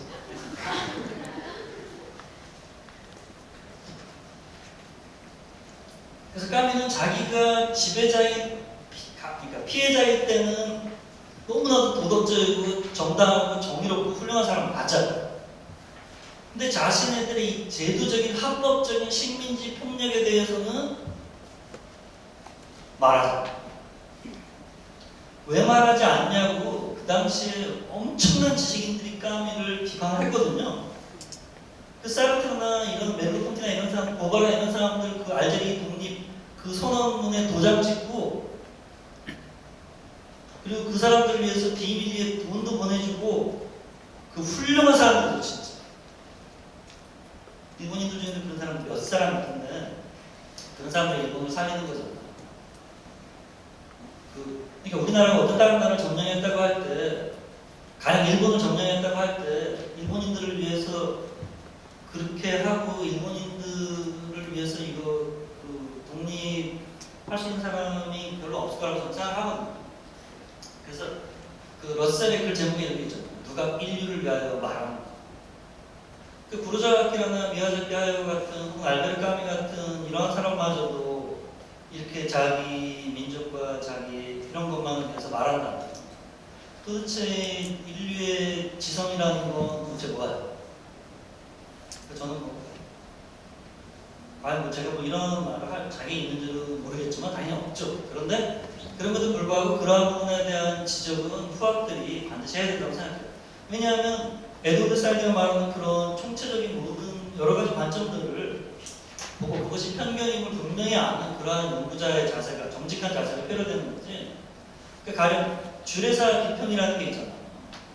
어떤 시인이 그걸 하면 너무 훌륭하고 탁월하고 20세기 이렇게 하는 거 그거 필요할 때 분명히 있어요. 근데 그걸 넘어서는 정말 반론도 있고 참다운 토론이 있는 그러한 연구가 이루어져야 돼요. 그래서 저는 가령 연구도 그러한 연구 이름을 붙여볼 수 있다고 생각해요. 주례사 연구. 혹은 아예 연구자 연구라고도 말할 수 있어요. 자기가 전공한 사람 최고인 거죠. 자기가 전공한 사람은 최고. 제가 철학 전공하니까 철학이 최고고 영국 수준 이하고 프랑스 철학 최고고 독일 철학 볼 필요 없고 니체 최고고 그 중에서도 후쿠가 최고고 그럴 리가 있겠어요. 근데 그렇지 않은 연구가 있나 한번 보세요. 그거 왜 그렇게 되냐면 일단 첫 번째로는 자기가 연구한 사람이니까 잘 알죠. 그리고 자기가 마음이 맞으니까 계속 할 수 있거든요. 그래서 이 사람의 입장으로 저 같으면 후보 같으면 반대자인 하버마스나 이런 사람은 논의를 봐요. 근데 그 사람의 입장으로도 후보를 봐야 되는데 자기 전공한 사람 입장으로 보는 거죠. 너무 어린애 같은 거 아니에요? 이런 정말 저는 너무 매력없는 학문의 방식입니다.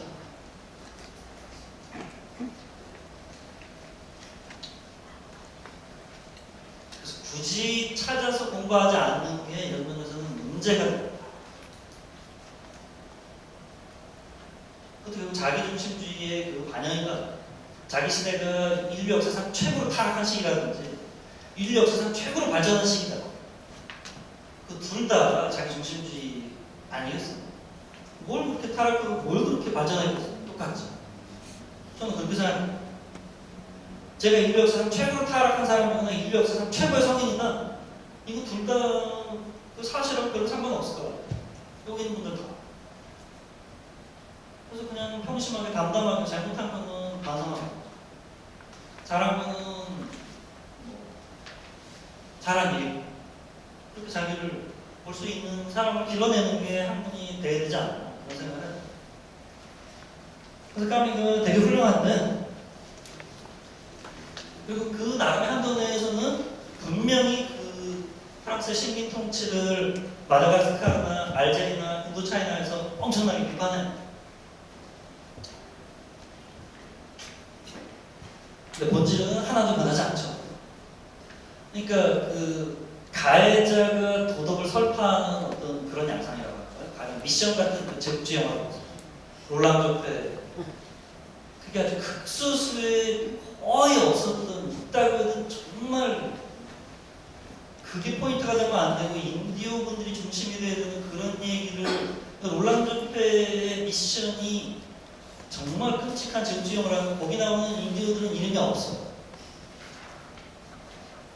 그리고 인디오들이 딱 한 명의 이름이 있는데 그 인디오는 이 로버트 드니로나 그 제레미 아이언스가 흔들리지 않게 오히려 당신이 믿음을 가지고 우리를 구해줘야 된다는 이런 이상한 얘기를 해요. 그게 그 롤라조페의 다음 영화에서 사실 그 본질이 드러나는데 그 시티 오브 조이라는 그 패트릭 스웨이지가 그 미국에서 의사인데 만족하지 못하고 자기 기만에 괴로워하다가 환자를 죽여서 죄책감 때문에 인도에 가서 막 아무렇게나 살다가 거기 사람들을 도와주면서 삶의 의미를 발견하는 그런 내용인데 거기도 똑같은 인물입니다. 파워가 어느나 플래툰이나 지옥의 복시록이나 하얀 전쟁이나 다 그 방해자의 시각으로들 그려져 있거든요. 그래서 그런 거에 대한 그 명쾌한 인식을 가져야 된다고 생각해요. 그 인식의 기준은 딱 하나입니다. 대신 말하는가, 당사자가 말하는가.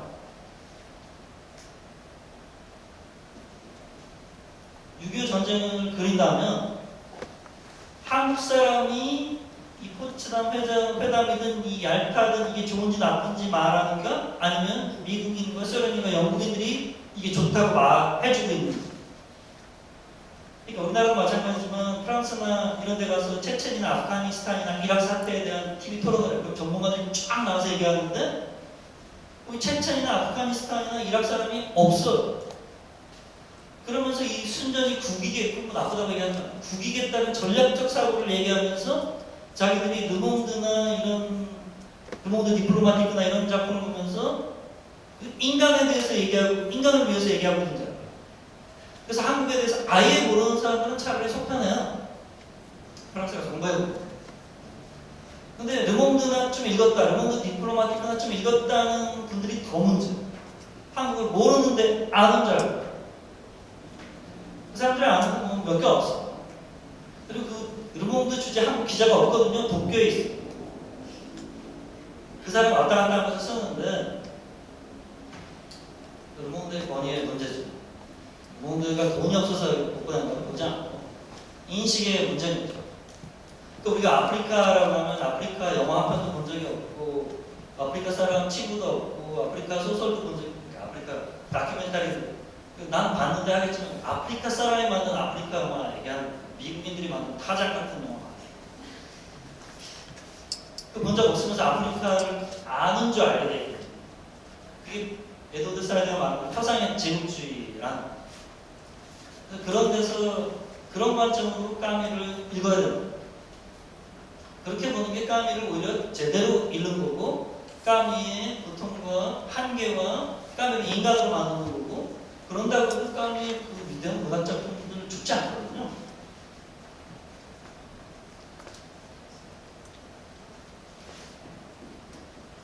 자, 그래서 뭐 여러 개 있는데요. 시간이 그렇기 때문에 반항에 대한 거를 한번 보도록 하죠. 반항하는 인간은 진짜 어려운 책이고요. 진짜 복잡한 책이고 놀랄만한 책이고 반항하는 인간은 결국은 그리스도교는 아예 처음부터 잘못됐고 자살도 잘못된 걸 시지프 신화에서 결혼하잖아요. 근데 시지프의 신화에서는 자살의 문제였다. 삶의 의미가 있느냐. 근데 이제는 마르크스주의, 특히 마르크스주의 일반이라기보다는 스탈린주의 내지는 레닌주의를 얘기하는 건데 레차이프가 세운 혁명가의 출판 같은 규 혁명의 목적이 돼서 보면 마키아벨리적으로 혁명을 위해서는 민족들마저도 속일 수 있는 이러한 어떤 논리에 대한 그 비판을 그 반항인의 정신으로 해서 거꾸로 비판적으로 바라보고 있습니다. 그래서 요점만 말씀드리면 자 13페이지 맨 밑에 반항인을 보세요. 어렵습니다. 범죄에는 결정에 대한 충동적 범죄와 논리에 대한 이성적 범죄가 있다. 어제까지만 해도 심판을 받은 범죄, 즉 살인이 오늘은 법이 되어 지배한다. 스탈린주의나 공산주의를 얘기한다. 근데 그거 아니다. 까미는 반동주의자가 아니다. 그리고 까미의 그 좀 전에 얘기한 그 알제리 망원 총 집합인 그 알제리 연대기가 우리나라의 까미 전투에 포함 안 돼 있거든요. 그거는 대단히 아쉬운. 2권하고 3권만 번역 안 돼 있는데 그게 번역 됐으면 좋겠어요. 그래서 까미는 마르크스주의가 아닌 좌파예요. 그래서 조합주의를 지지하죠. 그래서 마르크스주의가 아닌 조합주의, 신디컬리즘, 조합주의 좌파 운동을 하면서 공산주의에 극렬하게 반대하는 반스탈린주의. 자, 그래서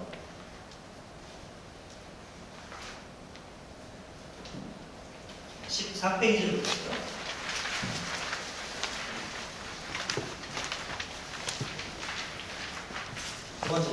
자유의 기체 아래 조성된 노예 수용, 인간에 대한 사랑은 초인의 지향을 내세워 정당한 대량학살, 어떤 의미에서 판단력을 마비시키기에 족하다. 우리 시대 특유한 이 기이한 전도 현상으로 인한 범죄가 무지의 가면을 쓰고 나타나는 날은 무죄한 쪽이 오히려 스스로의 정당성을 증명하려는 가르침받는다. 문제는 과연 죄 없는 자가 행동에 돌입하는 경우 그 순간부터 그는 필연적으로 살인하지 않을 수 없는가를 알아보는 겁니다. 우리 눈앞에 있는 저 타인을 살해할 권리, 혹은 이 타인을 살해됨에 동의할 권리가 우리에게 있는지 없는지를 알지 못하는 한 우리는 아무것도 알지 못하는 것이나 마찬가지다. 오늘날 일체 행동은 직접적이든 간접적이든 살인으로 귀결되므로 우리는 과연 살인을 허용해야 하는지, 또 허용해야 한다면 왜 그래야 하는지를 알기 전에는 행동할 수 없다. 부정의 시대에는 자살의 문제에 대해 곰곰이 생각해보는 일이 유용할 수 있었다. 그러나 이데올로기의 시대에는 살인의 문제에 대해 해결을 봐야 한다. 만약 살인이 타당한 근거를 가지고 있다면 우리 시대와 우리 자신은 모두 그 살인의 귀결 속에 살고 있는 셈이다. 그러나 만약 살인이 타당한 근거를 가지고 있지 않다면 우리는 모두 지금 광기 속에서 살고 있는 셈이다. 따라서 어떤 변론을 찾아내는가 아니면 철저히 외면하는가, 양자택일 이외의 길은 없다. 그러니까 까미의 문제의식은 이런 거죠. 지금 우리는 사람을 죽이는 시스템 위에 기반해 있다. 그 까미는 두 가지. 첫 번째는 제도적 살인, 사형제도와 강제 수용소를 통한 살인 얘기합니다. 그러니까 첫 번째는 범죄자에 대한 살인을 용인하는 시스템 위에 우리나라가 서 있잖아요. 이거 지지해도 되는지. 그러니까 범죄자가 죗값을 갚느라고 죽었다고 말하지 말고 그는 목매 달아서 죽었다고만 얘기해야 된다. 의미 부여 그런 식으로 하지 말고, 그리고 자기가 죽이지도 않고 남들이 죽이게 하면서 그거를 그렇게 효과가 좋다면 중계방송을 해야 되는데 왜 안 하냐는 거죠. 까미. 그래서 까미 아버지가 어렸을 때 프랑스는 그 1982년에 그 사형제도가 폐지됐는데 그 20년대나 30년대 때는 기요틴으로 목을 잘라서 죽였거든요. 근데 목을 잘라서 죽이면 머리는 바로 그 사망하고 하는 것 같은데 그 나머지 아랫부분은 몇십 분에서 몇 시간 동안 움직이거든요. 조건반사에 피가 계속 튀어나와요. 그래서 그런 거를 아버지가 보고 와서 구토를 했다는 걸 어머니가 할머니한테 들은 적이 있어요. 까미는 그래서 이 살인제도 사법살인, 그러니까 이 사법살인이라는 건 나쁜 양수를 얘기하는 게 아니라 사법에 의해서 살인한다는 거예요. 이거 받아들이는 시스템이 지금 있는데 82년도에 프랑스에서 폐지됐고 유럽연합에 가입하는 조건이 사형제도 폐지죠. 우리나라는 불행히도 유럽연합에 가입할 수가 없어요. 그래서 터키도 가입 못하는 거죠. 거기 가입 못해서 아마 올림픽도 못하게 된 부분이 많을 거예요. 되게 복잡한 부분이. 그래서 그 까미는 첫 번째는 말하자면 파렴치범에 대한 살인제도를 용인할 건지, 두 번째는 이 정치범에 대한 살인을 용인할 건지. 여기서 정치범에 대한 살인이라는 건 합법적 살인뿐만 아니라 혁명에 의한 살인도 다 포함합니다. 까미는 심지어 프랑스 혁명도 어떤 면에서 부정하는 거죠. 프랑스 혁명에서 엄청난 사람을 죽이거든요. 상상할 수 없을 만큼 많은 사람을 죽이는데 역사가들은 오늘날 사실 이렇게 말하는 측면이 있어요. 그때 그렇게 많이 죽이지 않았으면 왕정국가가 빨리 일어나서 혁명이 지속되지 못했을 거다. 이건 진짜 냉정한 그냥 보고죠. 근데 과연 그렇게 해야 되는지 까미는 이 두 가지에 대해서 무조건 반대한다. 무조건 반대한다는 아무 생각 없이 반대한다는 게 아니라 자기의 철저한 근거를 가지고 반대한다는 거죠. 근데 그 반대하는 이유가 그러한 살인의 자살의 용인이 아니라 이번에는 살인의 용인에 기초한 이 세계관, 마르크스주의와 자유주의 양쪽 다. 까미는 우파가 좌파. 근데 반공산주의 좌파인데 반공주의는 아니에요. 까미가 이렇게 얘기해요. 반공주의라는 게 어떤 정치가 들어서 어떻게 사용되는지 그 목적이나 의도를 아는 효과를 너무나 잘 알고 있기 때문에 반대합니다. 그래서 까미는 우리나라에서 철저하게 탈정치화됐어요. 모든 면에서 거세된 거죠. 까미의 좋은 점도 나쁜 점도 그 문학에 의해서 다 사로잡혔어요. 그러니까 대한민국의 까미 수용사는 대한민국의 정치 의식 성립사하고 일치할 거예요. 까미만 그렇다는 게 아니에요. 그래서 문학, 그냥 여기서 나오는 말 쓰면 문학 소녀들이 자살만 고민하지 살인은 고민하지 않는, 부조리만 고민하지 혁명은 고민하지 않는 이 시스템이 까미는 아쉬울 거라고 생각합니다. 왜냐하면 까미는 그거를 다 봐야 된다. 그래서 까미는 반항이 항상 정답인데, 반항은 인간입니다. 반항이라는 건 부조리한 상태, 이 세계의 불안함, 잘못된 것과 나의 그것을 견디는 의식적 명료성, 이 두 가지, 그러니까 이 세상의 부정이 영원히 끝나지 않잖아요. 맞죠? 영원히 끝나지 않잖아요. 그리고 내가 죽을 때까지 나는 그거를 안 쳐다보면 절대 안 된다는 거죠. 그래서 이 대결을 통해서 끝까지 반항을 해야 된다는 거예요. 단어, 그래서 반항이라고 합니다. 그래서 반역도 안 해요. 반역이라는 건 기존의 권력을 인정하고 그거를 뒤엎으려고 하는 혁명처럼 되는데, 까미는 그 혁명에 대해서도 다시 반항해야 돼요. 왜냐하면 혁명은 제도화되고 또 살인을 용납할 겁니다. 그래서 까미가 알제리만 이상한 일 이렇게 안 했으면 이 사람은 거의 체계바라예요. 물론 체계바라는 실제로 모든 걸 다 버리고 장관직, 원래 의사를 버리고 혁명가가 되고 장관직을 버리고 볼리비아 게릴라 전투에 가서 죽잖아요. 그런 사람이 세상에 어디 있겠어요. 사람이 신분 상승의 욕구라는 게 참 놀랍고 너무나도 좋은 건데, 모든 사람이 갖고 있는 건데 그걸 이루는 그 순간에 계속 버리고 가잖아요. 근데 까미는 물론 뭐 어떤, 그러니까 모든 사람이 또 정글에 들어가고 또 모든 사람이 자기 재산을 또 해야 된다는 건 너무 또 강한 걸 수도 있잖아요. 그렇게 인정한다면 그런 면에서 까미는 체계바라가 될 수도 있었는데 정말 제국주의의 화신이 돼버린 거죠.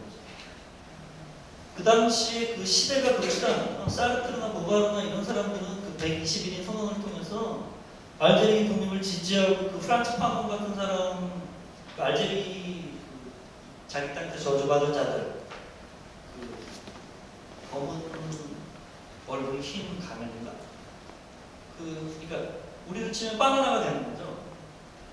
겉은 황인종인데 속은 미국 사람이 되는 거죠. 그러니까 한국을 백인으로서 여행하는 거하고 한국을 동남아시아나 흑인분으로서 여행하는 거하고 한국은 제가 생각할 때 전혀 다른 나라예요. 지금 한국 정도 되는 인종차별주의 국가는 세상에 지금 없는 거예요. 왜냐하면 한국은 자기가 인종차별주의 국가인지도 보통 모르거든요. 제가 이런 얘기를 수업 시간에 하면 대학생분들이 이렇게 얘기해요. 한국이 왜 인종차별주의 국가냐? 그 아니라는 증거를 내는데 저번 시간에 말씀드렸지만 그게 바로 인종차별주의 국가라는 반증이죠. 한국이 인종차별주의 국가인지 아닌지는 한국에 와 있는 외국인분들이 정해야 되는 건데 자기가 정하고 있어요. 내가 폭력 남편인지 아닌지는 내 아내가 정하는 건데 내가 정하는 거야. 내가 좋은 부모인지 아닌지 자식이 정하는 건데 자기가 정해요. 내 의도가 선하고 좋으니까 결과도 좋아야 된다. 네가 왜 해? 네가 뭐가 불만이야? 네가 뭐가 힘들어? 모든 사람은 자주성가 인간이니까 내가 했는데 넌 왜 못하냐? 이렇게 되는 거죠. 그게 부조리죠. 그래서 까미는 이 부조리를 끝까지 대면해야 되는데 대면하지 못하고 그 3자 중에 하나를 죽이는 방식으로 가는 걸 허무주의라고 합니다. 나쁜 의미, 소극적 허무주의, 니체가 말하는 그 허무주의의 결론이 인간이 신이 되어야 된다는 결론에서 모든 것이 허용되어 있으므로 기준이 이성이고 기준이 혁명이니까 혁명을 위해서는 혁명이 이루어지는데 도움이 되면 선, 혁명을 이루는데 방해가 되면 악이니까 방해가 되면 인민도 혁명가도 반동도 다 죽일 수 있다는 논리로 간다는. 근데 이거는 까미의 아주 일면타당하지만 너무 세련되지 못한 일방적 도식화죠. 물론 그렇게 되는 부분이 분명히 있어요. 그 당시 스탈린주의나 이런 걸 보면. 근데 이렇게 그래서 까미 결론이 뭐냐면, 근데 여기 참 15페이지에 재밌는 부분이 있으니까 한번 시작하는 까미가 자기 이론이 서구 이론이라는 걸 알고 있어요. 그러나 결국 이러한 반항과 그것을 수반하는 데는 가치는 상대적인 것이 아닌가? 문화 상대적이라는 거죠. 사실 시대와 문명에 따라 반항하는 이유는 변하는 겁니다. 힌두교의 철학적 천민, 잉카제국의 전사, 중앙아시아의 원시, 또는 기독교 교단의 구성화, 혹은 조선의 노비가 모두 반항에 대한 동일한 개념을 가지고 있지 않았다는 것은 명백하죠. 심지어 이들과 같은 경우에 반항의 개념이란 아예 아무 의미가 없다고 하는 생각에 충분한 개연성이 있다고조차 말할 수 있습니다. 그러나 히랍의 노예, 유럽의 농노, 르네상스 시대의 용병대장, 석정시대의 파리 부르주아, 1900년대 러시아 지식인, 그리고 우리 시대의 노동자들은 비록 각기 반항의 이유는 서로 다를 수 있겠지만 반항의 정당성에 대해서만큼은 틀림없이 같은 생각일 것이다. 다시 말해서 반항이라는 문제는 오직 서구 사상 안에서만 정확한 의미를 지니게 되는 것처럼 보인다. 쉘러의 말대로 불평등이 대단히 큰 사회, 가령 카스트 제도와의 인도, 혹은 그 반대로 평등이 절대적인 사회, 가령 몇몇 원시 사회에서는 반항적 정신이 표현되기 어렵다는 사실을 주목한다면 반항 정신은 이론적 평등이 사실상의 심대한 불평등을 은폐하고 있는 집단에서만 가능하다. 반항의 문제는 그러므로 우리 서구 사회의 내부에서만 의미를 지니는 것이다. 우리가 서구화된 만큼 까미의 책들은 와서 꽂히겠죠. 예. 그 감수성.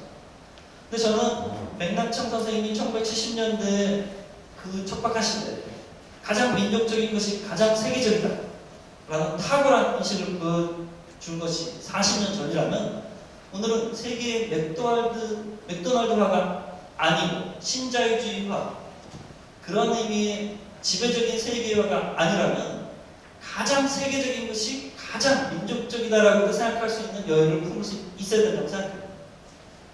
그러니까 내가 김만중의 구운몽이 아니라 까미의 이방인이 와서 꽂힌다. 내가 박동진의 판소리가 아니라 너와 나의 스매슬라이크 티스피릿이 와서 꽂힌다. 그거 할 때 그거 내 거 아니라고 밀어칠 필요 없다는 거죠. 그렇게 하면 유교나 불교나 도가는 우리 전통적인 거예요. 우리라는 건 과연 누가 만들고 어떻게 구성됩니까? 그래서 그러한 인식을 새롭게 가질 필요가 있다. 그런 생각도 저는 해요. 자, 그래서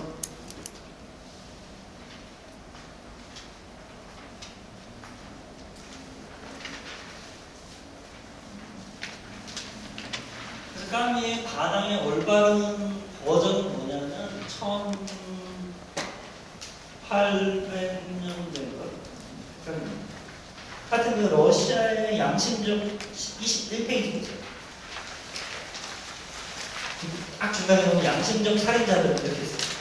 1878년은 러시아에서 테러리즘이 탄생한 날이다. 젊은 청년 베르 자수미치가 상페테르부르크도 크래프트 장군을 사살한다. 유럽에서는 1892년 한 해 동안에만 해도 1000건의 다이너마이트의 테러, 아메리카에서도 500건이 일어난다. 1905년에 사조노프에 의한 플레베의 암살과 깔리아예프라고 하는 젊은 청년 혁명가에 의한 세르게이 대공의 암살은 종교를 위한 순교의 시대를 마감한다. 그래서 이 시기 사형수들의 최후 진술을 읽고 있노라면 그들 모두가 예외 없이 그들 눈앞에 있는 재판관들을 마다하고 다른 사람들의 심판, 곧 미래에 나타날 사람들의 심판에 자신을 맡기고 있다는 사실에 놀라지 않을 수 없다. 깔리아예프와 그의 맨 마지막 줄, 그의 동지들은 허무지를 극복했던 것이다. 왜? 깔리아예프가 대공을 죽이러 1차 시도를 하려고 폭탄을 들고 갔을 때 대공의 어린 조카들이 마차에 같이 타 있는 걸 폭탄을 안 던졌다. 2차 시기에 대공 혼자 있는 걸 알고 폭탄을 던져서 대공을 죽인 다음에 자기는 당연히 죽어야 된다고 생각하고 죽어요. 이게 어떤 이유로든지 간에 살인을 자기가 용납했다면 자기도 죽어야 된다. 이게 양심적 부조리를 저버리지 않는 까미에 의하면 유일한 반항인의 모습입니다. 근데 까미에 의하면 지금 스탈린주의자들은 옛날에는 사람이 누구를 죽이면 내가 이 사람을 죽였다는 거를 잡혀갈까봐 변명을 했어야 되는데 사람을 몇 천만을 죽이면서 네가 문제고 내가 당당하게 나가는. 그래서 이거 어떻게 해결해야 되냐? 바로 이러한 4차의 그 시기에 4차의 뭐죠? 까미의 그 시기에 한계를 혁명해 줌으로써, 그래서 이 한계와 절도와 중용의 사상이 그리스에 있고, 그 그리스의 이론이 지중해에 와서 태양과 빛과 바다와 어머니로 됐고, 지중해적인 것을 복원시켜야 된다는 것. 그 상대편에 문제가 있는 문명이 독일의 이데올로기, 독일 철학에 의해서 물들은 러시아의 소비에트 이론이라는 거죠. 공감이 됐어요? 내가 지중해인이면, 생각 없는 지중해인이면 공감이 완전 될 거예요. 이게 지금 어떤 자기의 핏줄에 의해서, 자기의 소속에 의해서 이게 호소력을 갖거나 말거나 하는 식의 지금 논증이 일정 부분 들어갔거든요. 유럽인도 지중해인 아니면 안 되는 거죠. 그리스도인은 안 되고, 저 종교가 없어요. 그리스인만 되는 거예요. 저는 이게 까미가 대단히 로컬한 사상가예요. 이게 세계의 보편적인 새로운 인권 개념을 수립하겠다면서 조선 사람들, 그 조선의 사상가를 끌어들여서 하는 건 상관없어요.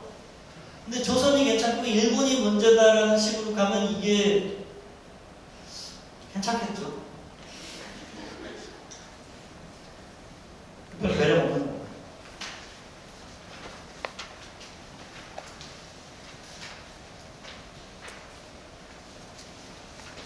그래서 유럽인들만이 곧 유럽화된 세계를 구원할 수 있는 거죠. 그래서 까미의 이 모든 사유는, 그래서 저는 오늘 제가 제안하고 싶은 건 이런 거예요. 우리가 오늘 까미를, 니체를, 사르트르를, 푸코를 어떻게 읽을 것인가는 내가 오늘 나를, 우리를 어떻게 바라보는가에 달려있다. 왜냐하면 까미와 사르트르와 니체와 후쿠야마로 또 다른 나자, 인간적인 것 중에 나와 무관한 것은 아무것도 없습니다. 그래서 어떤 보편적인 게 있는 게 아니라 새로운 보편성을 만들어가고, 그 보편성 개념 자체가 문제라면 그 보편성 개념을 새롭게 바꿔, 보편성 개념 자체가 문제라면 보편성 개념을 파괴하는 새로운 어떤 인류를 위한 보편성 개념을 창출해야 되지 않겠나. 그러니까 제가 드리려고 하는 말씀은 지금의 유럽적 보편성, 제가 그걸 논문 써서 이름을 붙였는데, 유럽적 보편성의 보편성 문제. 그러니까 보편성이라는 일본말은 유니버설리티라고 하는 라틴어에서 온 거고, 유니버설리티라고 하는 영어에서 왔는데, 유니버설리티는 우니베르스라고 하는 라틴어에서 왔고, 우니베르시타스 혹은 우니베르살리타스 라는 단어는 다시 그리스의 카톨릭계, 보편적인 것, 이런 단어에서 왔으니까 서양적이지 않은 보편성은 없다. 이런 논의를 서양 사상가들이 펴는데, 바로 이러한 논의가 참나온 전 지구적인 새로운 보편성을 수립하는데 서양적 기존의 전통적인 제국주의적 보편성이 방해가 되고 있습니다. 바로 그러한 것을 너무나도 잘 보여준 한 예가 니체나 까미나 사르트르나 혹은 푸코입니다. 그래서 인간적인 것 중에 나와 무관한 것은 아무것도 없는데, 인간적인 것 중에 나와 낯선 것은 아무것도 없는데, 기존의 서양의 보편성은 보편성과 서양성 자체를 등치시키기 때문에 비서양 사람들이 할 수 있는 일은 자기 전통을 빨리 버리고 서양적 보편성에 함몰되는 다른 길은 없는 방식처럼 성립되어 있어요. 그런데 과학이나 철학 부분에서는 이게 너무나도 강도하게 짜여져 있기 때문에 제가 그것을 평생을 정지할 수 있는 건 아니고 다른 방식으로 한번 보려고 하는데, 그러한 부분이 처음부터 대단히 불가능하게, 그런 서양적 보편성의 사회가 대단히 불가능하게 놓여져 있는 부분이 결국 이른바 예술이라고 불리는 부분입니다. 왜냐하면 서양 철학자들은 과연 노자나 공자가 이게 철학인가라고 물어볼 수 있지만, 남정화나 북정화가 과연 이게 회화인가라고 물어보긴 하나요. 판소리가 이게 연극인가? 물론 이 이 연극의 정의 자체가 지금 문제가 되는 거죠. 연극인가라고 물어보기는 되게 어렵죠. 그래서 오늘 제 결론은 내가 상상한 대로의 까미는 제가 상상한 대로의 까미는 그 까미를 이렇게 에드워드 사이드가 말하는 대위법적으로 읽는 것은 까미의 가치를 폄하한다기보다는 까미를 한 사람의 우리와 똑같은 인간 그리고 탁월한 소설가 그리고 애석하게도 안타까운 식민주의자 제대로 자리매김함으로써 까미와 오늘 우리가 어떤 관계를 맺고 따라서 오늘 우리가 어떻게 오늘 우리는 이 세계 서양 그리고 비세계 바라봐야 하는지에 대한 계기를 얻고자 하는 거죠. 네, 감사합니다.